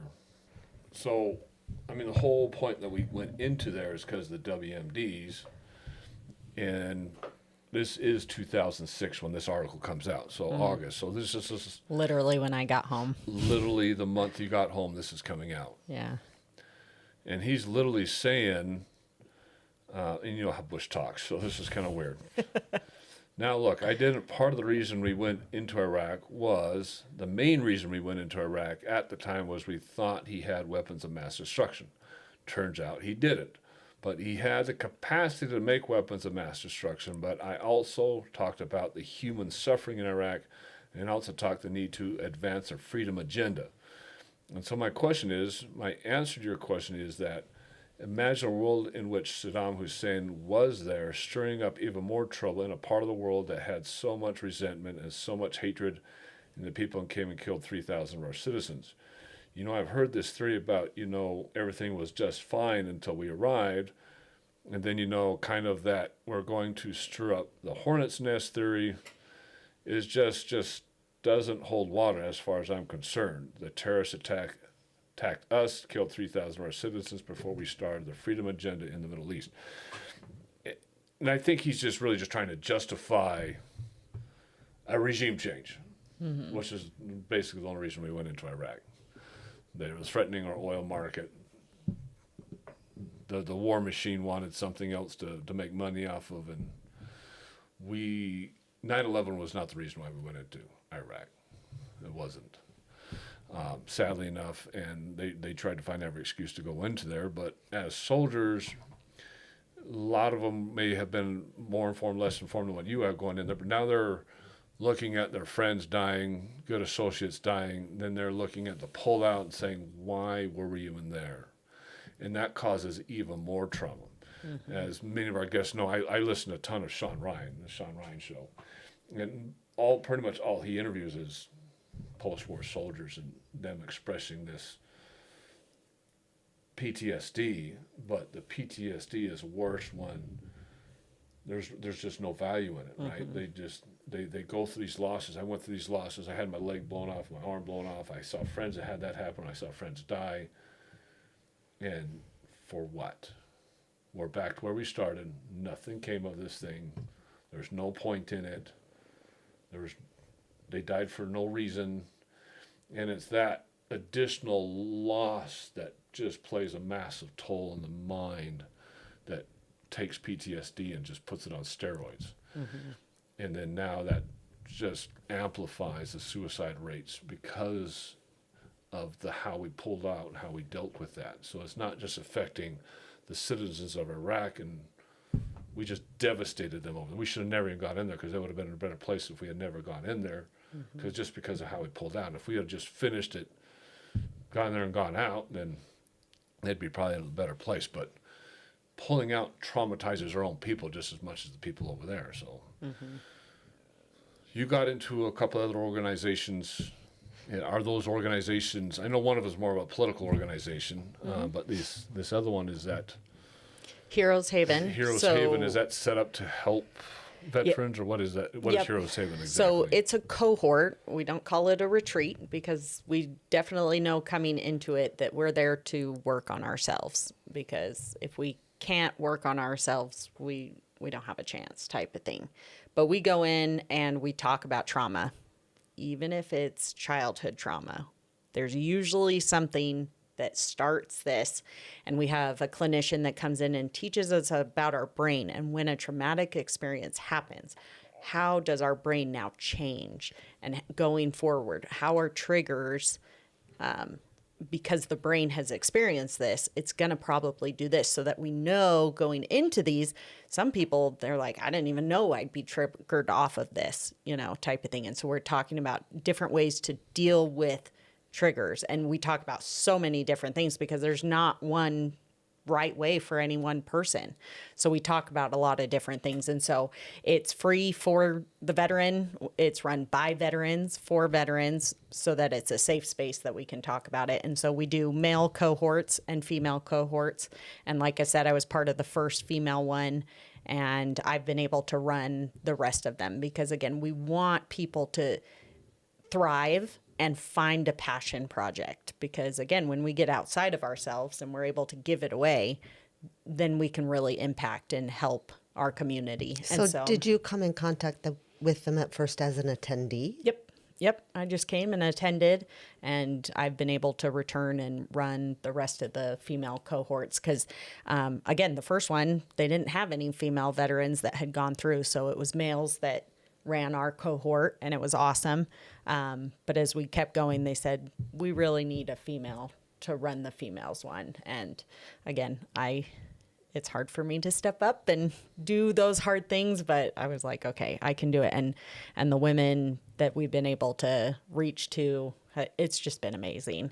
Where is this located? So it's a nonprofit organization that we just run it out of the National Ability Center up in Park City. Do you guys know about the NAC? National Ability Center. It's awesome. They are all about getting people outdoors, no matter what your ability is. Even if it's a physical, mental disability, they want to get you out. They do rock climbing, and they do mountain biking and skiing and water skiing and all these different things. In fact, the lady that started it in Park City, her husband came home from Vietnam with no legs. And she said, well, this isn't going to stop him from living his life to the fullest. And so it was a nonprofit that was started, and they've been just growing and growing. And they're literally around the world helping people with different abilities. But because of how they started, they put 30% of any funds that they raise aside for military and their families to come. They have a lodge that you can stay if you're coming from far away. They've got food. They take you out on all kinds of different things. So if you're just hearing about National Ability Center in Park City, you can look them up, and anybody around the country can just call and say, hey, I'm a veteran. Are there any resources or things that I could come out and do with my family? Heroes Haven, they have a VA grant, or the National Ability had a VA grant that they were running, and they were looking for a program to be run out of that area. And they heard about Heroes Haven and said, hey, if you guys are ready to run, that's when they started. The first 2 were male cohorts, and they could run it. And we've been running them out of the National Ability Center ever since. And so we're just trying to let more veterans know. And again, it's a whole week that they get to go and learn all these different things. And then we've also been able to do couples cohorts because, again, the military spouse is also impacted so heavily. And so we've done 2 couples cohorts so that they can come through and learn some of the tools for themselves. And then they can be able to, as a couple, become stronger and be able to talk to each other a little bit better and use these tools to say, I'm here for you. Because the big thing is, it started here in Utah. We want to be able to show up on each other's doorsteps, literally to say, hey, you're kind of acting out of character, because we get to know each other. And we can show up and say, hey, I'm here for you. I've had spouses call me and say, hey, he's in the closet. He won't come out. I don't know what to do. I need you to talk to him. And again, because we have that bond, it's, hey, let's talk.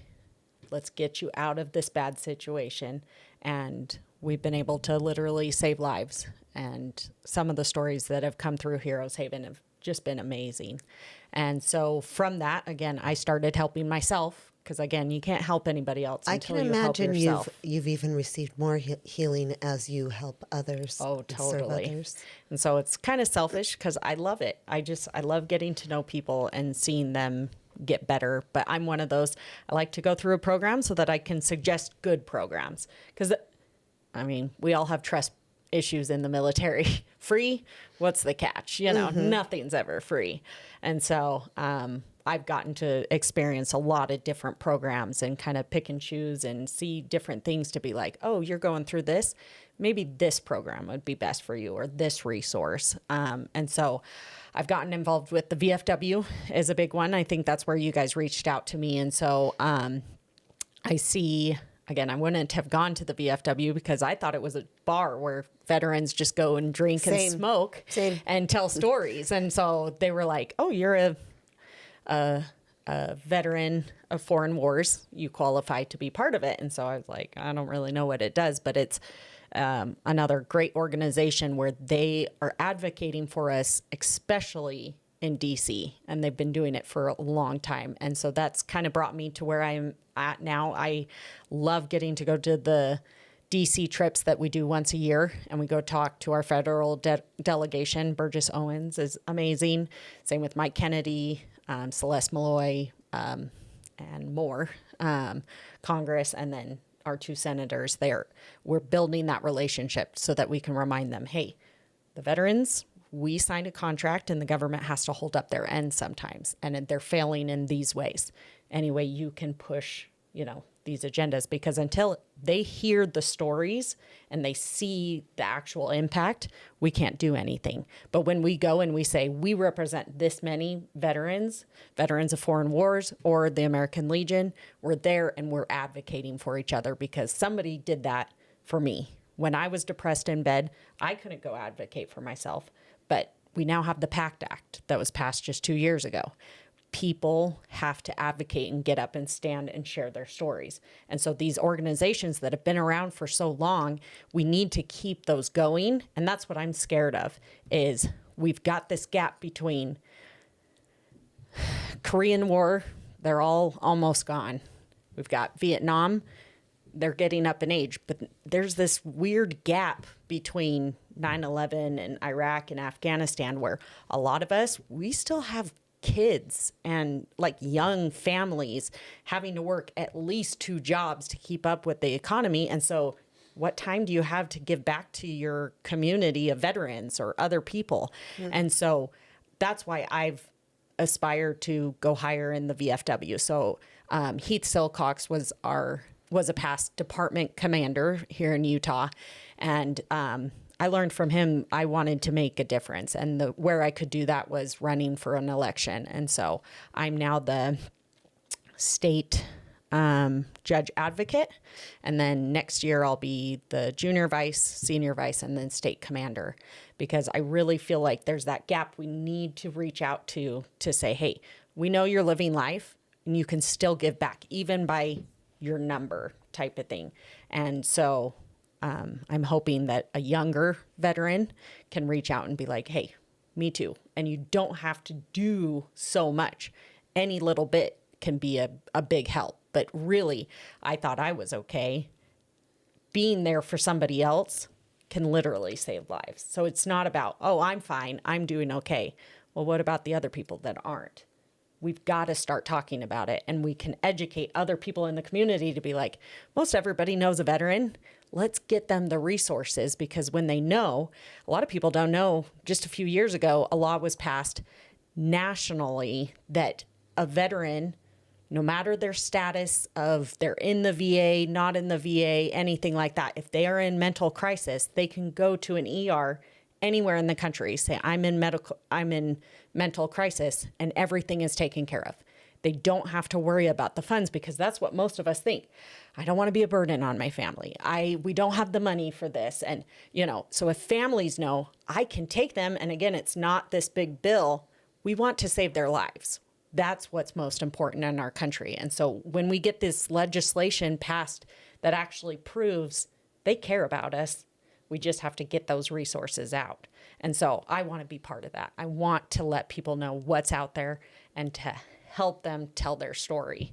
And so, yeah. Well, that's the main reason why I wanted to bring both you and Heath on here. Is my biggest concern is the suicide rate. That veterans it's abysmal. I mean, 19 a day is better than 21, 22 a day, but why isn't it 1 or 2? I mean, what are we doing so wrong that there's that many people that really don't think that they have help? And like I said, though, the vast majority of those suicides are not Vietnam or Korea. It's the new wars. It's Afghanistan. It's Iraq. And they're young. They're incredibly young. I mean, 30s, 40s, my age, and just thinking like the world's lost. They just have nothing out there anymore. They don't have any support anywhere. And so the word is just not getting out to that new generation. Those new wars are just not having the same notoriety as a Korea, as a Vietnam, as a World War II. And so they're just kind of getting lost. VFW is trying to get out to them. I know that for a fact, but again, that's the same thing you were saying. Everybody thinks it's just a bar that you go to, and nobody wants to be there. No one cares about that, and they're just not looking at the other programs. This HANDS program you're working on, kind of walk through that and tell us exactly what are the tools, or just describe a few of them. What are some of the tools that you're seeing that's helping people mentally, and then give us one or two or three good stories that where you've seen that program work. Yeah. So Heroes Haven, right? Got a lot of good stories. So in Heroes Haven, we do a warrior meditation is what we teach. And again, I am a up and go moving person. I'm not sit me in a corner and meditate. So I thought. And so when we are there from Sunday to Saturday, we get up every morning and it's the first thing we do. We meditate and we teach them the steps and what they're doing and what they're thinking and all these things. And then at night, it's the last thing we do. We meditate. And for me, it was literally enlightening by the end. Being with my own thoughts, that's just something we don't do these days. Like anybody across the board. And so for us to be there already thinking and talking about these experiences that we've been through and processing them out loud, now we get to reflect inside on these experiences. So warrior meditation, love. And it's a big part. And again, I love getting to teach it to other people. During Heroes Haven, we've been able to bring in different experiences through those weeks. One of the groups that we brought in that has turned out to be one of my favorite. I am not a musical person. I don't sing. I don't play instruments. Like if you make me sing in the choir, I'm there for body volume and that's it. And so the group that we brought in from Nashville is called Creative Vets. So creative and then ETS. And this organization was started by a Marine that he needed to get out of his own head. And his way was writing songs, writing his experience, writing songs, and he'd sing these. And this organization has grown and it's amazing. So we got to bring male songwriters out for the male cohort and then women songwriters for the women's cohort. And I can only speak to my experience because I was there and I was running this cohort. And so I was like, oh, I'm just going to take a nap during the time. I don't need to participate. Music doesn't help me in any way, right? Well, their program, they usually have veterans get to come tell their story to a songwriter and they write down notes and they create a song for this soldier. And it's so healing, because they have a song and it's in their own thing. At Heroes Haven, we usually have 12 of us in a cohort. So it's pretty intimate. And so we broke up into 3 different groups and we each had a songwriter. And it was cool because they took all of our stories and combined them into one song. Wow. And again, I was like, I'm just here. I'm just, participating. It's not going to help me. Well, I got to be with another soldier and then 2 wives of soldiers happened to be in attendance of this. And so they took all of our stories and just after a day and a half, took all of our stories and wrote us this song. And we got this cool performance afterwards. And I'd love to share our song with you guys one day. I'm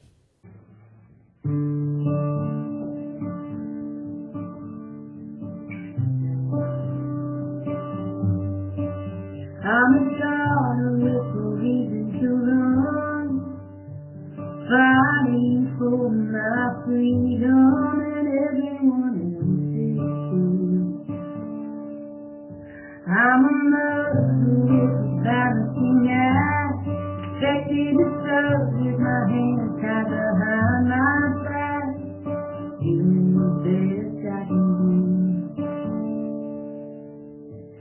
sky full of soldiers glowing, oh, giving grace I can give myself. Just yet, I've been fighting the war, within a war, giving all that I got, and giving some more.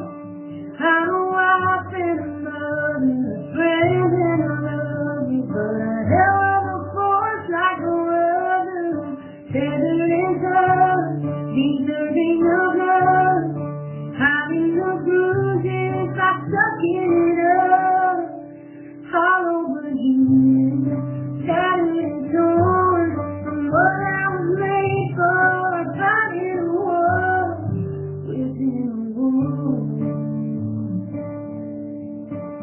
I'm a soul with a burden to bear, drained by how much I can, and can't seem to feel back up. I'm mourning somebody still here, begging him to come back home, but it's falling on their feet. I'm a secret that I carry around, soft asleep without making a sound, sitting in the darkness, waiting each time. When's it gonna be that time?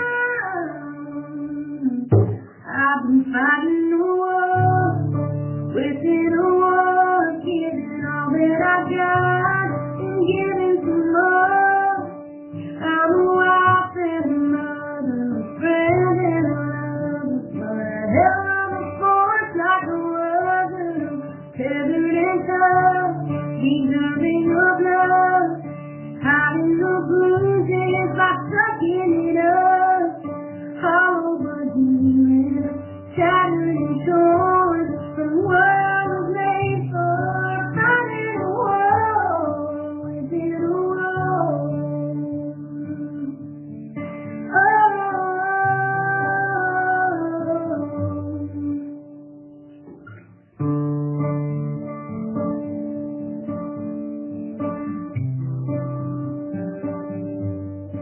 I took the bullet, I took the blame, but I won't take the shame.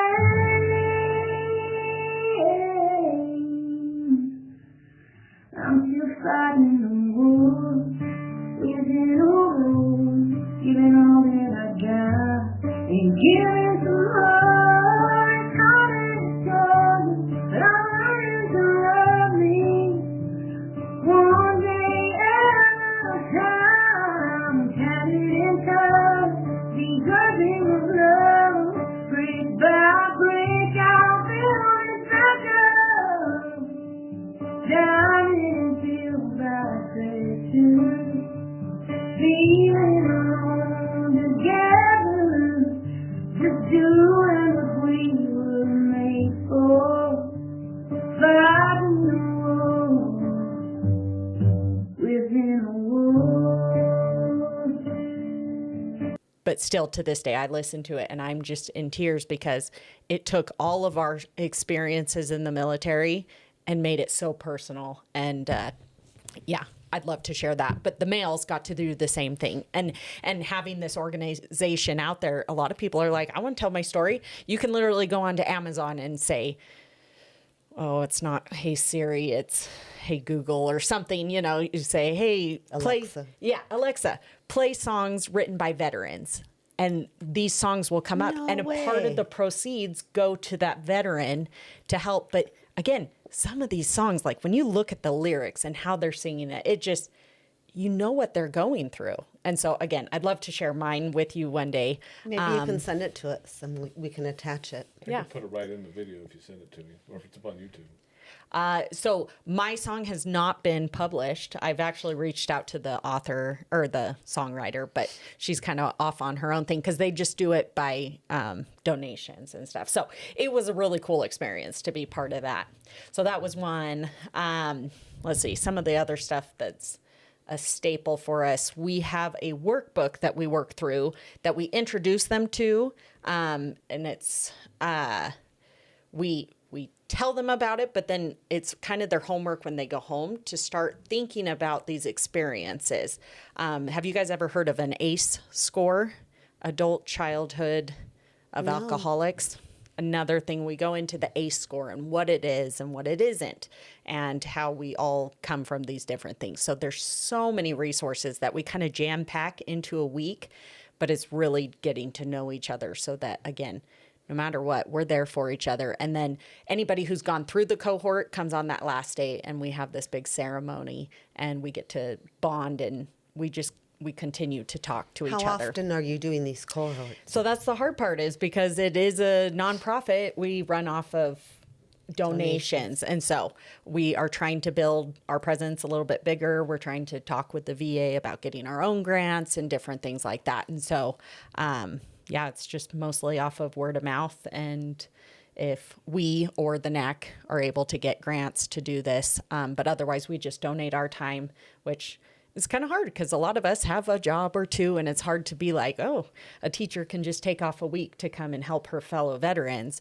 We want to be able to do that. And so we're growing slowly, but it's been amazing. Well, I think the biggest part of it is just the camaraderie, right? Because you're taking somebody, even if you're expressing all these tools, the meditation, everything they're going through, I think the biggest thing they take out of is there's 11 other people here. There's another dozen over there. There's somebody I can call. There's somebody I can share with. And that feeling of just not being alone is probably worth its weight in gold for these people. I'll share one more story if that's okay. Yeah, go ahead. So since this program, we had one female that, one of the guys that had been through it, he contacted her, didn't know why, just reached out to her and said, hey, how are you doing? And I'm going to share a little bit of her story. She told me that I could. She was riding her bike to a bridge to end her life. She said she was done. And she got this call from the friend, and he said, don't do it. I need you to come to Heroes Haven. We are starting the program. I don't care where you are. You obviously have cleared your plans. I need you to come. She decided to do it, and she came, and she's amazing. She went through the program, and she has made it her mission to reach out and talk to people about suicide, because it is important. And luckily, we've had a success rate of nobody committing suicide, but we have had many people that couldn't get there in time. And we lost a soldier. He was supposed to come. We had him in a seat, and he decided to end his life. And so it's really hard because some people are looking and they just don't know where to get the help. And so for us to be able to say, me too. Well, even I've if they been know there. where to get the help, it's the bravery to ask for it is oftentimes because soldiers don't ask for help. No, because we're the ones that usually help. They just don't ask for the help. It's hard. Again, going back to Sean Ryan's show. So there's a group up in Washington State that there's a gentleman up there that started a program just for veterans like this, and they do marksmanship, and they teach police officers and SWAT teams how to do marksmanship like that, and they also do this huge program for just veterans. And there's two veterans that were, I guess, fellow soldiers within the same unit. And then the one soldier got out and started this group up in Washington. They lost track of each other. They found each other a couple months later, started talking to each other, and he was telling about what he was doing, and then they just parted ways. Nothing else over it. And the second soldier who was being interviewed on the Sean Ryan show said, I was in a bad place, and I was trying to get into the VA, trying to get some help over there. I attempted twice, couldn't get in. Mm-hmm. He was in his truck in the parking lot with the pistol in his mouth, pulling on the trigger. When the phone rang, and it was his partner says, hey, I need you to run this program with me. So I can't do it on my own. I need you to be here and run the program with me. Can you help me? Mm-hmm. And he says he choked up. He said it took him about 30, 40 seconds to even get his voice back.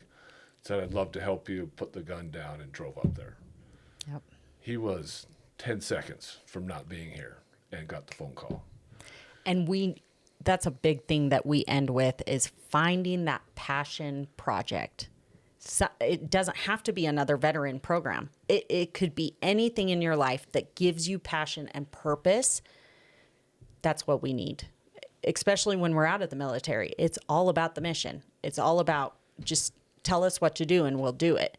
So when we get out, we don't realize we need something that will motivate us and help us. And you're so structured in the military, and you come out and there's just nothing there. You don't know what to do with yourself anymore. Yep. Even a job is not as structured as the military, and without that rigid structure, you're just like, I don't know what to do with myself. Especially when you go in at 17. Yeah. You're going from high school to structure, and then you get out and there's just nothing. Yep. I mentioned this specifically when we were doing Heath last week, is transition from the military to normal life is nothing like transition from like college to normal life or anything from normal life. It's just you can't compare the two. So the normal civilian out here is like, well, why can't you just get back in society? You don't understand that transition. No. When you go into the military and all you've known is high school and then that, you don't know anything else. You were a kid when you went in.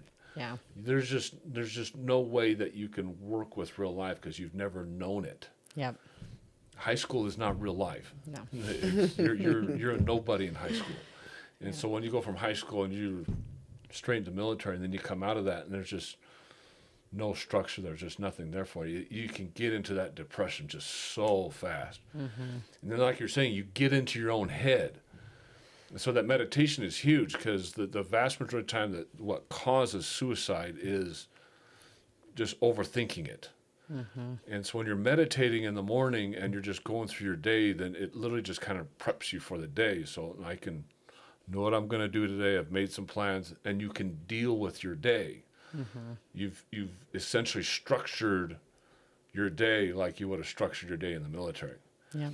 But then the worst thing for a military person is going home at night and being alone, being by themselves, or feeling like they're by themselves. They could have their wife and kids there, and they still just feel so inward. They don't know what's going on. They have no know God, and then they get back in their own head. And when you can close the day with meditation, then you can actually go to sleep without the nightmares, without being outside your head.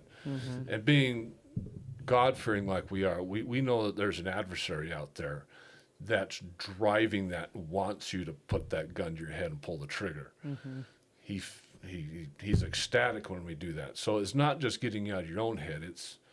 There's certain people on the other side that's pushing people to that. And I don't care what religion you're in. There's an adversary out there pushing everybody towards that kind of crap. Yep. And you've got to be able to find purpose. You got to be able to find God. You got to be able to find something that pulls you out of that. Let's see. Being on a bike on the way to a bridge, that's... Yeah. No, and that's the other thing is, like, that experience she has shared because, and she's told me I could share that. And that's the other thing is we do have a sense of safety of when we come and share.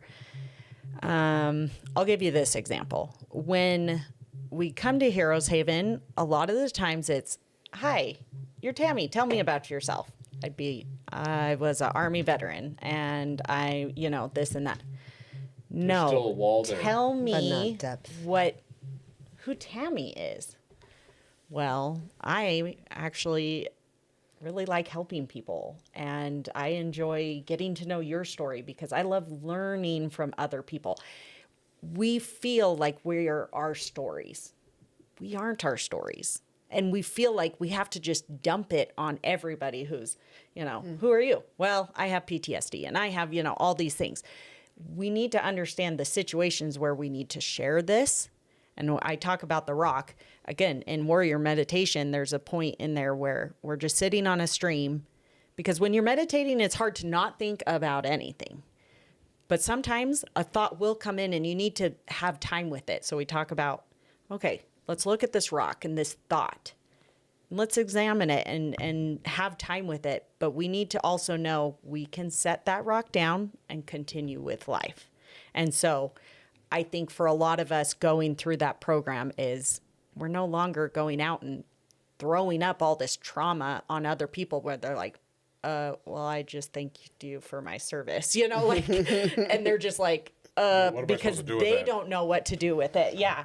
And so the tools we learn to be better. And then when people actually want to sit and listen, it's so rare, but we're willing to share that with you. And so it's almost a sacred, intimate thing that we really only want to share those stories with people that are ready to hear it, or for another reason of me too, I've been there type of thing. And so that's part of finding that purpose and moving on, because we don't need to live in that what was. We want to be looking forward into the hope, or seeing people of, hey, I see what you're going through. That used to be me. Let me come and show you something type of thing. And so that's why I don't want to share too many stories, because it is personal, which is awesome. And I've gotten out of my own way to be able to share a lot of my stories. I hope that answers your question, but there are so many other people, and we've got a waiting list for people that want to go through the program. It's just a matter of one, getting the funding, and two, most of them have to work or they have kids, and it's hard to get a week off. And so we're trying to find other resources to be like, hey, this is a single mom.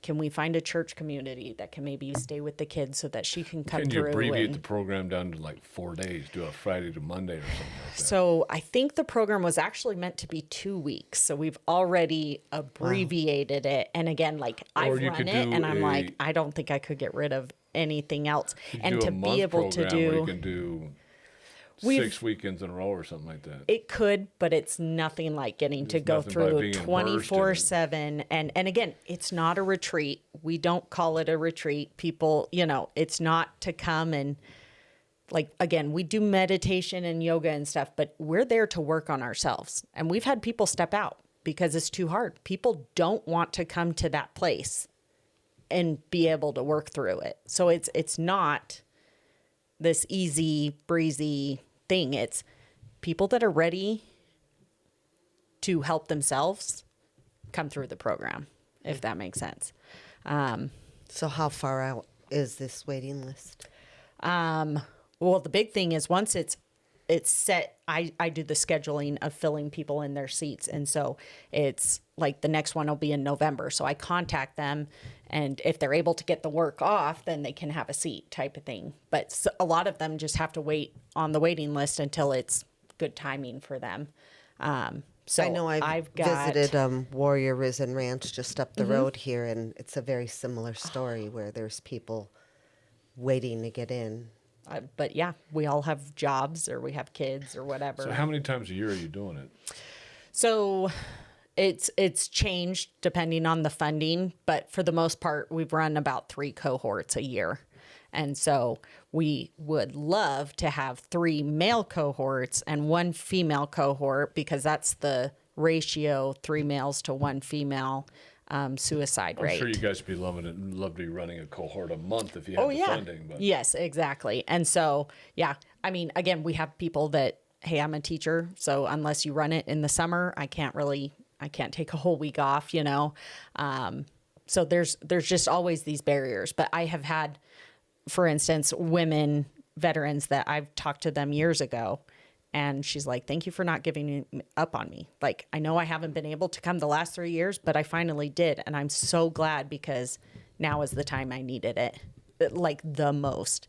And so again, I think God has a part in when the person needs to come and they're ready for it and they're able to help themselves and then be able to help others. So we've got a waiting list of probably 50 males and 50 females that are always on the list that we're contacting them. Every time a cohort comes up, we want to get them filled. So how do people get on the list, and then how do people donate to the program? That's a really good question. So honestly, the fastest way is probably just to contact me, and I can give you my phone number and email if people want to reach out. And you can reach out to the podcast again. So yep. Podcast is USA at godandcountrypodcast.com, and we can give you her information. Yep. How would they donate? There's a website, something they can go to donate. Yes, and I'll give you the website to do that. I know we've did had go on the different website and there was avenues, a spot to donation. Yeah, and we would love that. And if you'll please comment, God and Country, if that's how you found us, we would love to know that so that we can reach out and say thank you. But yeah, we have been working on different avenues. We're not just waiting for the money to come. We are actively seeking out funding so that we can get to more veterans because as I've been researching statistics, especially here in Utah, the people that are committing suicide are the ones that are unaffiliated with any other organizations because, again, they feel so alone. So again, I'm not here because, I'm going to get more money if they come to my organization. I have been to so many organizations and they're awesome. I don't care where you find your spot. I just want you to find a spot that you're not alone. And if you can get back to that organization, even better. Bring another veteran. All these things, we're all working towards really good stuff. And so I would love to see that rate just go down and down to zero. Let's just stop the suicide rate, period. Let's exactly. Get involved, and then not just for yourself, but for others as well. Yeah. And I would say if you're not a veteran and you're listening to this and you're thinking, how can I help? There are signs. I mean, I'm wearing a DD 214 alumni shirt. Okay. And so when he came up, he's like, DD 214. I wear this shirt a lot when I travel because other veterans know what a DD 214 is. It's a piece of paper we get when we're out. But a lot of us wear hats. We have different things on our backpacks that represent some kind of military service. Reach out to them and say thank you is huge. Like, you don't have to do anything else. But to be honest, we don't wear this stuff to tout, we were in the military and we want this service. It's for us to find other veterans to say, you were in the Army too? Seriously, we could talk for hours just off of that. Where were you stationed? What did you get to do? What was your MOS? We have all these acronyms that we get to talk. And again, it brings that camaraderie back.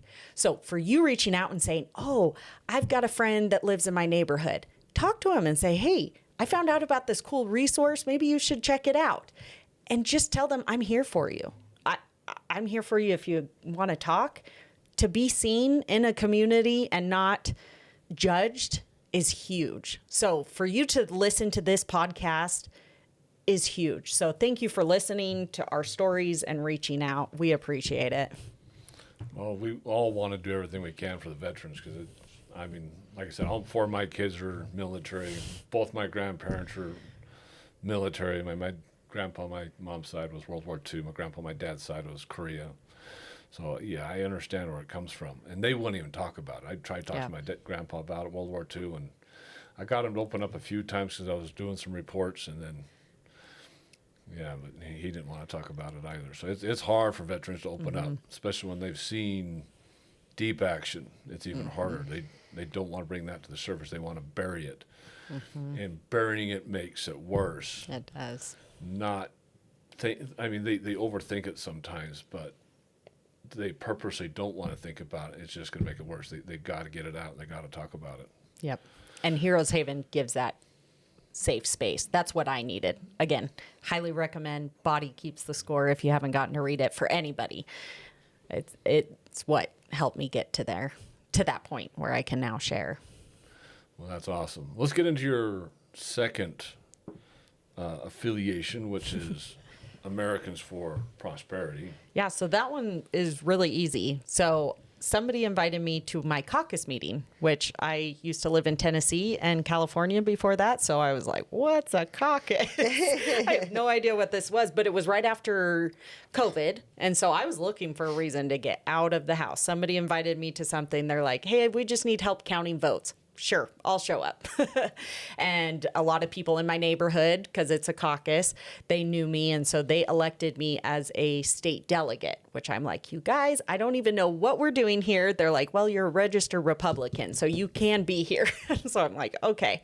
But I like to learn by doing. So I said, sure, I'll be a state delegate. Nobody else was willing to do anything. And I was surprised because I started getting texts from Senator Lee, who was running at that time. time, and other people that were running, they would text me because I was a delegate, and they'd say, hey, I'm holding a town hall, or can we jump on the phone and can we talk and whatever. And so I loved it because, one, I was getting out of the house, but I was also learning because I didn't learn about government. I don't know if I wasn't taught it or it just never stuck. I couldn't tell you the difference between a state senator and a federal senator. I didn't even know there were two different ones.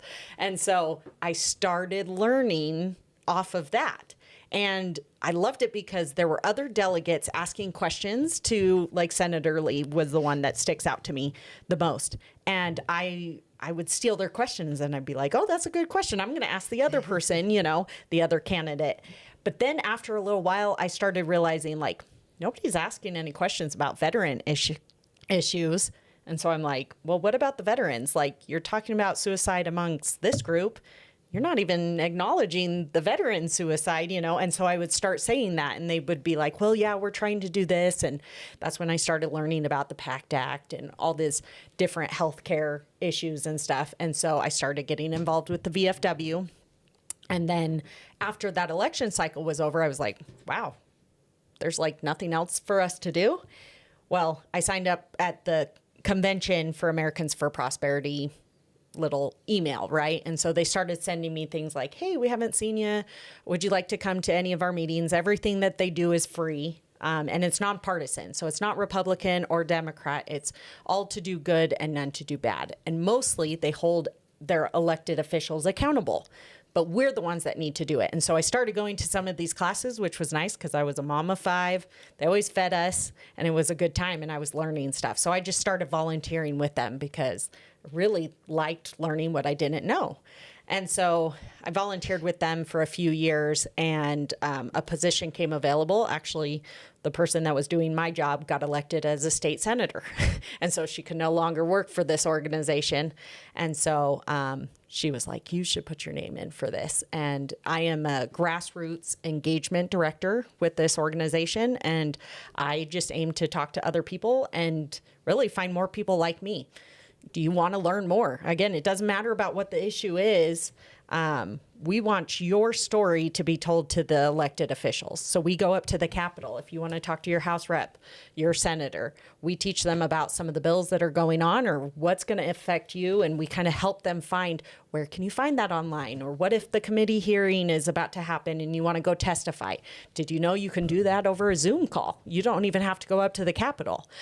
So all kinds of different things. And so this organization has just really helped me find my voice, because again, I have not always been this articulate in my situation, but it has just melded really well with me finding my stories as a veteran, being able to go to DC and feeling confident when I go with the VFW. What are the best ways to talk to somebody instead of just storming in there and I can't believe you're doing this and whatever. Another book I highly recommend is Dig Your Well Before You're Thirsty. Again, we need to build relationships with our elected officials, or even as they're trying to get elected. We should talk to them so that they know, oh yeah, Tammy's in my community. She's a veteran. She obviously cares about this, and she's got a family and a small business. I need to, when I'm looking over regulations, how are they going to affect her? How are they going to affect you? And so we just do that. And I know you at AFP not only vet candidates, but you also do kind of report cards on them and do awards. Yes. Yep, I know that Trevor Lee just invited me to something out in Syracuse coming up here. Yeah. So if you go to utahscorecard.com, that one's specific for Utah, but even across the nation, we're in different chapters in the states. And so if you just go to Americans for Prosperity and you click on scorecard, you'll see them. But it's really nice for me because I don't have the time to follow every single bill that my legislator or vote on, but it gives a little recap of SB 60, whatever. And then it kind of gives a little recap of what it is. And then it's a vote, whether they voted yes or no, because we want you to think, okay, would I want them to have voted yes? Oh, they voted no. Maybe I can follow up with them and say, give me some background on why you voted no, because they probably have their reasons. And so we want to be able to talk. As a delegate and a precinct chair like Libertus and you, and there's a couple other grassroots grading systems that I can go to and go in. What are your rubrics for, what are your main bullet points that you're... Yeah, so when you're on the website, you'll see like how are they ranked, if they vote yes for this. So you can see exactly how the scoring comes about. But really, we want you to form your own opinion. So even though somebody gets 100% or 62%, you can gauge it off of, well, like the fluoride bill that just passed, you know. Some cities, fluoride isn't in there. So it's only affecting some of the cities. But say you didn't want the fluoride bill to pass, you can look up and say, hey, my representative voted for it. I'd like to talk to them, because again, we're reminding them. So you don't take stances, you're just putting results? No, we do. Okay. I should say, so we kind of stay in our lane at Americans for Prosperity on lowering taxes. We want less government, less regulations, because we believe in the American people and the free market. That's what should be deciding certain things. Crony capitalism. Why would the government choose one business to be in partner with over another? We want different things like that. Education should be in the parents' hands. So we are very Utah fits all. We're definitely up there doing protests and taking and educating people on that. Immigration is another big thing that we do. In fact, you can't take everybody to the border, but Americans for Prosperity took a group down and they did a 360 virtual tour that we now have VRs in our office that we can show you down in McAllen, Texas, what the border is. I thought it was just like a continuous wall. No, it's like, oh, there's the Obama wall, and there's the, Clinton wall, and it's just pieces here and there, and kind of showing what the Border Patrol is having to deal with and go through. And so for you to experience that without having to travel, those are some of the resources that we get to do. We do a lot of events, like you were talking. We're doing a statewide tour where we're talking to celebrating the legislative champions. So anybody that scored 90% or higher, we're having dinner, but it's mostly networking so that they can come and just talk to their legislators. So I'm just a connector of, hey, I'd love for you to come and talk to my precinct and tell us more about this, or we want to learn more how to tell our story, or different things. And so that's what I get to do. It's like the best job ever. I get to go meet with people and find out where they're at and say, hey, where can I be of help? Because we live in Utah. Bees, the hive, it takes a little bit from all of us to really make a difference. And we want to impact legislation that will make changes and really get rid of the barriers that are stopping us from living our American dream. And so I love getting to be a part of that. Well, the more of us there are, the more of us it takes to actually have anything move in government. Yes. Because it's the masses that move the needle, and it's not just a few people. Few people, they'll just ignore you. Yeah. But if you get into the masses, then they'll start moving, which is why it's important to get these veterans out there and get a part of VFW, part of others, because it's the numbers that help. If all you do is just become a member, you don't do anything else. Yeah. You're still a number that now the leadership can take to a legislator and say, okay, I've got 10,000 veterans behind me, 20,000, whatever it is. It's a little more sway. It's a little more power behind that voice now, which is what we're looking for here. Yeah. The one question I had for you is Americans for Prosperity endorsed Nikki Haley. Mm-hmm. What's your opinion behind that endorsement? And obviously they supported Trump later, but their first endorsement was Nikki. Yeah. So again, as a employee, with Americans for Prosperity, I can always have my own opinion. Personally, the endorsement came a week after I got hired, because they've never gotten involved in a presidential endorsement. And so I was actually shocked that they were going to endorse anybody. And so I think it was just the higher up of the organization said, we know what Trump's done and we know what Biden. They both have done a presidency, and they weren't thrilled with how either one went in the sense of where our economy was. And they said, well, if we're going to give anybody a chance, let's try somebody new as a chance. And so for whatever their reasonings were, it was, let's get behind Nikki, because we are a really big force to be reckoned. We did door knocking, we did phone calls, we did bringing groups together to learn and things like that. And so if there was a chance to have somebody new, they wanted to get behind that. But no matter what the Republican decision was, we would always get behind that person, if that makes sense. So that's where I stood at. I voted for Trump every single time. So I'm definitely a Trump supporter. I'm sure we did that. But yes. It was just interesting, because I know Koch runs the thing, and he's a multi-billionaire. The Koch brothers. The Koch brothers. Yeah. And so it's the Koch brothers that started it because they own their own businesses, and it's actually a bunch of other people now. But they've realized that bottom up is the best way to solve a problem, not top down. And so they believe in the grassroots, and they're like, what's the biggest barrier from getting people at the bottom involved to say, hey, this is the solution. This is what's actually impacting us. What's the best thing for us to do is get that grassroots involved. But money is a big barrier. And they were seeing crony capitalism at the worst because they're like, our business, if we can't do payroll, we fail and we go out of business. But they saw all these other businesses getting their handout and getting raises off of it even. And so they said, you know what, we're going to start a nonprofit so that we can come in, remove the barrier of money as the issue. We're not having to fundraise and be like, okay, you came to our thing, now you have to donate, whatever. It's all about teaching people how to better empower themselves so that no matter when the issue comes up, we can step together and be able to say, I'm going to go to my city council, or I need to go to the school board. I need to go to DC. No matter what the issue is, you feel empowered in, I know the systems and I've got people that are backing me to do it. And so that's why I love getting to be a part of the organization. Well, the education is the hardest part about it because, Yep. like you're saying, the vast majority of the public just have no idea. I had no idea. No idea Yep. what's going on. There's no idea.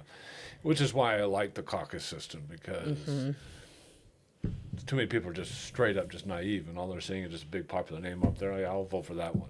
Yep. Whereas with the caucus system, you got delegates that go out there, do their homework, actually know what's going on, do deep dives and say, oh, no, this is the correct candidate that we should have. So it's a much, much better system. And there's a lot of corrupt people trying to take that out so that money dominates.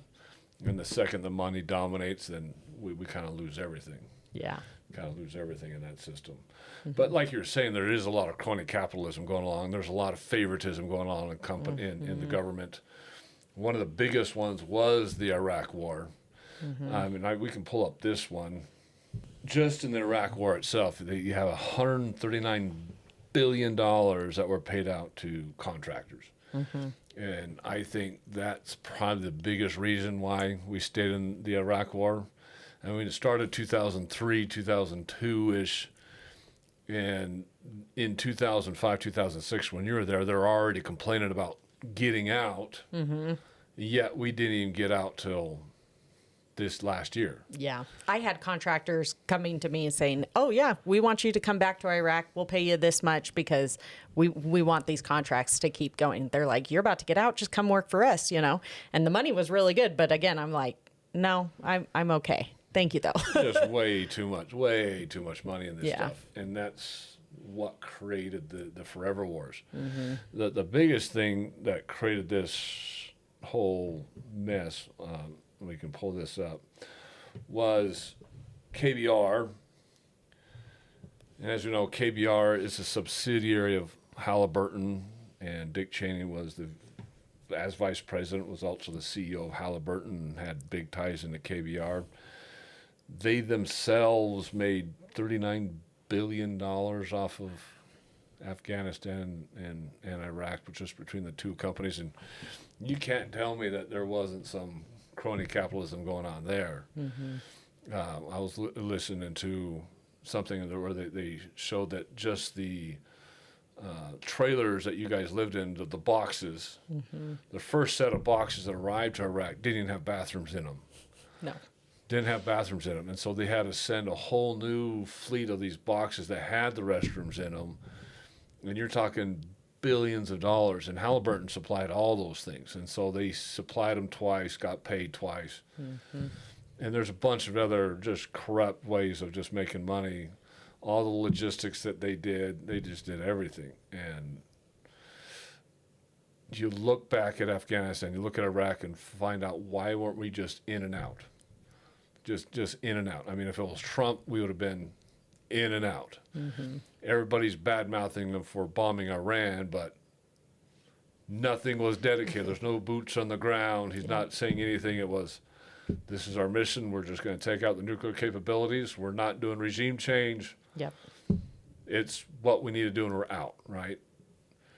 Who cares about Saddam Hussein? Let's just take out some of their military positions and making sure that they don't have WMDs or have factories that could even make them. Bomb a few buildings, get out, right? If you guys don't want them in power, then you guys can deal with that. And it's not up to the United States to figure out who should be ruling what nation. Yes. Same thing we're looking at Iran right now is everybody's like, well, are we going to go put boots on the ground? I'm seeing congressmen openly saying, well, let's openly declare war. Let's go do a regime change. The Ayatollah shouldn't be there. That is not our problem. We do not need U.S. servicemen over there in Iran. If the people over there don't like the Ayatollah, the people over there can kick them out. Yeah. And we already know that 75, 80% of the population over there hates the Ayatollah, and they're probably going to go into a civil war of their own. Not our problem. Yep. But then you get this going on, and that's what pushes the war machine. It's all about the money. It's the billions and billions and billions of dollars. I wonder, when was that? So this is 2013 that this number was taken. Yeah. So again, they're not talking about it when it's happening, because when they're getting theirs, it's good, and let's not talk about it until, wait a minute, why did we do that? So it's looking back and not repeating history again. Well, that's what I was just going to say, because we just repeated it. Yes, I know. We just repeated it. So you're going to be surprised. So we spend, as of 2013, $138 billion on the Iraq war. No reason to be there, right? Yeah. This next one's going to be shocking to you. So we have Ukraine. What have we sent to Ukraine? $183 billion. So everybody thought Iraq, Afghanistan was bad. We've done $50 billion more in Ukraine than we did in the entire Iraq war. Which is absolutely insane that there isn't crony capitalism going on there. That it's just the war machine. We got to figure out a way to make money. Let's just milk it for all it's worth. Yeah. And that, in my mind, is crazy, because they don't care about the soldier. They don't care about the vets. All that money could have funded your programs and a billion other programs out there to help our veterans, helped our homeless populations. It could have done a lot. $138 billion in Afghanistan, about $182 billion there.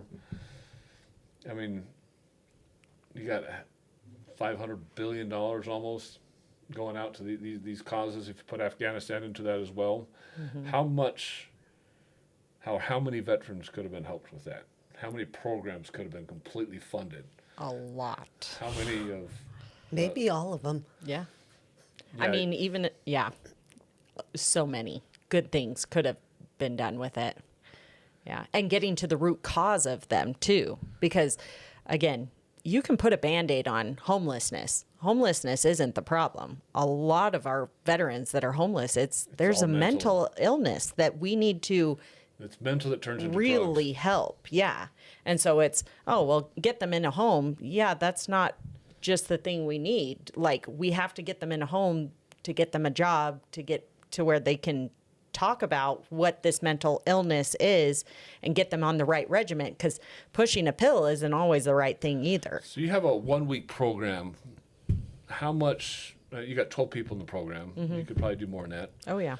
How much do you think the cost is to fund 1-week program for 12 people? Total. So 1-week program, we're gearing up in November to do another male cohort, and it's between 40 and 50 grand to do it. 40, 50 grand. So how many cohorts could you have funded with $39 billion? I don't know. I'm just an Army soldier. Don't make me do math. I mean, how many grants But a lot. How many grants could they have given out for that much money? Yeah. And I point this out a million times, because you look at the money they're spending on foreign nations. We look at the money that we're spending on illegal immigrants. Oh, yeah. The entitlements that they're getting, the $3,000 a month stipends. You see what Newsom's doing in California with their illegals. Yeah. You got, what's her name that in New York that's the district attorney? Oh, she just sued, I'll remember her saying, she just sued the Trump administration for defunding all the illegal immigrants, and they were suing and said this, and she literally came out, this is not constitutional that you defunded all the illegals. It's not constitutional that they're getting any money, period. Yes. So you get all these people that their last thing on their mind is the American citizen. The last thing on their mind is the veteran. They all they care about is power. All they care about is money. And the American citizen, the veteran's not providing them that. Mm-hmm. So if it's not providing them the power, then why are they going to devote any time or attention or money towards it? Yeah. And Well, which is why MAGA is so important, because it's us first, right? Yes. I don't care if it's Trump or a billion other men up there running the program. I want us first. I want the veterans first. Well, I think where you were bringing up the contracts, those people are usually out to make themselves richer, more empowered. People that want to help veterans, they aren't out to, oh, we need these big contracts because we're trying to make our Right. Running Heroes Haven. I'm like, you guys, what could I pay you to have you come and help? Don't pay me. I came and got helped. I want to come back for my brother. I want to come back for my sister. We need to come back for our heroes. They're doing it for the right reason. And again, if we don't care who's getting the credit for it or the money for it, we're able to help a lot more people. And so I think the people that have the motives to get the power and the money, they're the ones that get hurt. And so if we can empower those of us that really want to make the change, I think that's where we'll see. But sometimes we have to go and talk and make issues be brought up. What about the veterans that are committing suicide? You guys haven't talked about that. And a lot of hands go down of, well, I'm paying, this and that. And maybe my questions aren't that big of a deal when the veterans are on the streets. So it's just, I'm just saying bringing up better questions too. We're getting 19, 20 veterans a day committing suicide. $182 billion, I think, would have put that number down to zero. Mm-hmm. A long time ago. Yep. A long time ago. So we still have American citizens dying because of just selfish leaders.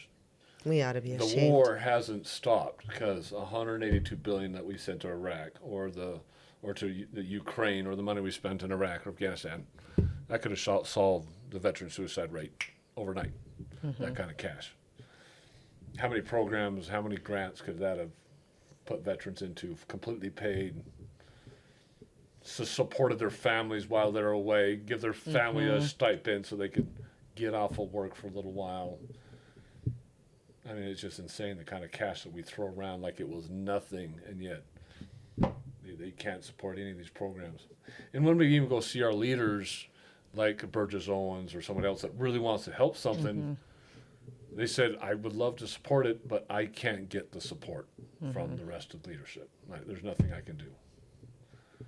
And I've talked to them like that. Says, Yep. I'd love to help you, but I cannot get the support within the Senate or within the House to fund these programs. That's why we have to elect better people. Shameful that they can't even get the support to do that. I mean, where's your mindset at? What are your priorities at? Why do you even call yourself an American if you can't even do this?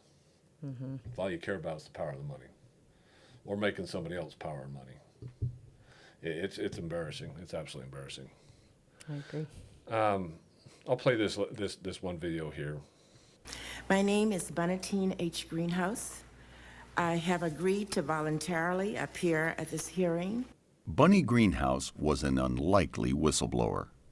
In 2005, she was the highest-ranked civilian at the U.S. Army Corps of Engineers. When I took my oath of office, it said that you will conduct the business of contracting impartially and with preferential treatment toward none. I saw preferential treatment toward KBR. KBR was Kellogg Brown and Root, back then a wholly owned subsidiary of the oil services firm Haliburton. In the weeks prior to the invasion, Bunny learned that KBR was being considered for a massive no-bid contract known as Restore Iraqi Oil, or RIO. What was the size of this contract? $7 billion. $7 billion. $billion. What Bunny didn't know is that even more powerful forces may have been involved. A lot of attention fell on Dick Cheney, the vice president, and the fact was that he had been the head of Haliburton for 6 years. So the suspicion began to grow that perhaps Cheney was steering government contracts to KBR. A spokesperson for Dick Cheney told us that the former vice president severed all ties with Haliburton and KBR in the summer of 2000 when he became candidate for vice president. For Bunny Greenhouse, biting her tongue was never an option. I can unequivocally state that the abuse related to contracts awarded to KBR represents the most blatant and improper contract abuse I have witnessed during the course of my professional career. A 2004 government report decided the Rio contract was properly awarded, but the Army eventually split up the contract and, as Bunny had requested from the beginning, opened it up to competition. Eventually, your enemies at the Army Corps of Engineers caught up with you. I felt that I was physically being threatened. They set up a booby trap that caused me to fall. Haliburton, KBR, I mean, that was the corruptness back during the Iraq War. But none of that has stopped. None of that has stopped. We see it in Ukraine right now. We're seeing it in other parts of the world. We saw it with what Doge did with USAID and the corruptness that was there. And I just think that there's just too many people in power just looking for power money, and all our veterans are just by the wayside. You know, they started the war, people are dying in the war, people are dying after the war, and they're just lining their pockets now. So as a veteran, what's your opinion of all that? I think more of us need to stand up. Whatever that means for you, if we care about our country, we have to be able to stand up. Apathy is just running rapid. Whether you are a veteran or are not a veteran, we all need to stand up and say, this is wrong. Government has gotten out of control. We're going to put light on things that are not good. And we just need to get back to the grassroots of government is here to protect life, liberty, freedom, and property rights. All this other stuff is just getting more and more and more. We need to bring the power back where it was. Quit giving, your power out to these 3-letter acronym, entities. Bring it back, and let's only focus on what we need to focus for the American, because we're going to lose it. I mean, there's statistics out there saying, 40% of Americans are even proud to be an American now, because there's so much distrust in the government that they don't have their own, well-being at first hand. I saw that publication. That was actually 40% of, I think, 18 to 25-year-olds. Yeah, so the younger generation. The younger generation just not even proud to be Americans anymore. Yeah, but if we're willing to say, somebody else's problem, I've got to work, I've got a mortgage to pay, I got to get food, all these things that we're just being taxed. I mean, literally, we are being taxed so much, and people are like, it's okay. If we don't stand up and come together, find the right issues to push back on, we're not going to make any changes. In fact, it's going to get worse. And we may not have our country. To pull money away from illegals. There's so much pushback to pull money away from the Department of Education, which should be at the states and should always been at the states. Yeah. There's so much pushback to pull all this money from USAID and all these other fake funds that they're funding towards. And it's the American citizen doing the pushback, and you're killing yourself, you're killing the next generations, and eventually you're going to kill the freedom of this country, because they're going to just slowly nitpick it and pick it away. Yeah. You got AOC picking up popularism right now, and she might be running for 2028. You got this new mayor of New York that's an open and communist. I mean, he's claiming to be socialist, but he's absolutely communist. And people are applauding that, saying, no, that's going to fix the problem. When things get so bad and you become so desperate because you're trying to do the 9 to 5 and pay the bills, and you can't even do that, and you're just so desperate that, look, something's got to change, that looks good, and communism and socialism starts to look good to you, it just shows how bad the system is and how much we've deviated from what we should be doing, which is just taking care of the American people. Yeah. When people get that desperate, and not only that desperate, but that naive at the same time, where they're just the education level's just not there, and they're so indoctrinated the other direction, you'll get them to where they'll vote for almost anything. Yep. And that's just scary, because they're just going to vote away our freedoms. Yep. education. That's where people have to get educated on what's going on. And honestly, it's common sense. Once they do learn, it's like, well, yeah, no, I didn't vote for that. I don't know why we would be doing that. That's when the empowerment Well, half times they don't even know what they're voting for. Yeah. They don't even know what they're voting for. Yep. It's just the knife is just so bad. And they get so downtrodden with just trying to figure out how to make the 9 to 5 and pay the bills that, like you're saying, I don't have time to pay attention to any of this stuff. I don't have the bandwidth. I don't have the brain capacity after the end of the day. I just don't have it. And that's where you get the rhetoric that just goes out on the evening news that they believe whatever they see, and then they get the voters off of that rhetoric. Yeah. And getting back to caucuses of let's get the dark money from money that isn't even one in our state, let alone our country, because they don't care about Americans. Get the money out of the way and bring it back to the issues and the character of who is running. And do we trust them?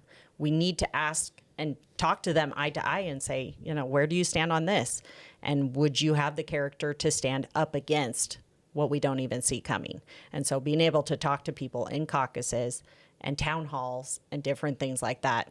I mean, Mike Kennedy is my congressman, and I mean, he just called me and saying, hey, I'm doing a town hall. He's finding ways to get people engaged. He's not scared of having a different opinion. It's just we need to talk about it or else things are going to get worse. And so I'm glad that, honestly, we have some really great people representing us here in Utah. At the national level, we're getting better and better. At the state level, we're not. But we do need to reach that uneducated age group. Yeah. Programs like this, programs like Sean Ryan, Ben Shapiro, and Charlie Kirk, and Beck. And we need more viewers to share those episodes, our episodes. We need to reach that population that's getting their information from TikTok and Instagram and the indoctrinating universities. But it's up to us to share that with them. What else are they supposed to think? They're being fed a bunch of baloney. Well, we have a big problem in the state because we have SB 54, and we've talked about SB 54 on this podcast many times, that it's just destroyed our state. And we look at our local Senate, and over 60% of our Senate are signature candidates that didn't even go through caucus, don't even care about the caucus system. Our governor's a signature governor. And so you would look at Utah and think we're such a conservative state, and yet we're this close to losing that because of rules like SB 54 and nobody that cares about it. Yep. So it's scary all the way around, not just at the national level, but here at the local levels as well. Totally. Anything final you wanted to throw in? No, I even more after hearing more of your stories, what an amazing human I think you are. You've taught me things I didn't know and given me point of views to think of that I didn't think about before. Because in vetting candidates, I have never thought to ask them what they thought about the veterans. So I'm almost ashamed, but I certainly will. Any final comments on your side that you wanted to throw out there? I would just say, wherever you are in life, you matter. Like, get involved in politics. Your vote does matter. If you are thinking about not being here anymore and that you're a burden to the people around you, you're not. You matter, and we are here for you no matter what. And my phone number, email is here. I'm always here for anybody who needs to talk. And we need to start telling people more of that and giving 8-minute hugs and doing good in our community, because that's what the American dream is helping each other. Well, I would really like to pull back the veteran suicide rate. I'd really like to draw a lot of attention to that, because that's Let's do it. It's abysmal how bad that is. And so if you are a veteran, get a hold of VFW, get a hold of the podcast. We'll refer you to people. Don't go down that lonely road. Don't get stuck in your head. Find the fortitude, the bravery, just to make the phone call, just to reach out. Even though you don't think anybody's there, it's not worth it. You want to tough it out, just make the call. I mean, we're here. There's a lot of organizations there. Just make the phone call. Email us again, usa@godandcountrypodcast.com. We'll help out. Appreciate everybody being on the podcast. Again, look forward to this coming week. We're going to have Burgess Owens on this coming week that will be coming out. We appreciate our guest here today and hope you come back on. You and both Heath Silcox have done a great job there. And we'll talk to everybody next week.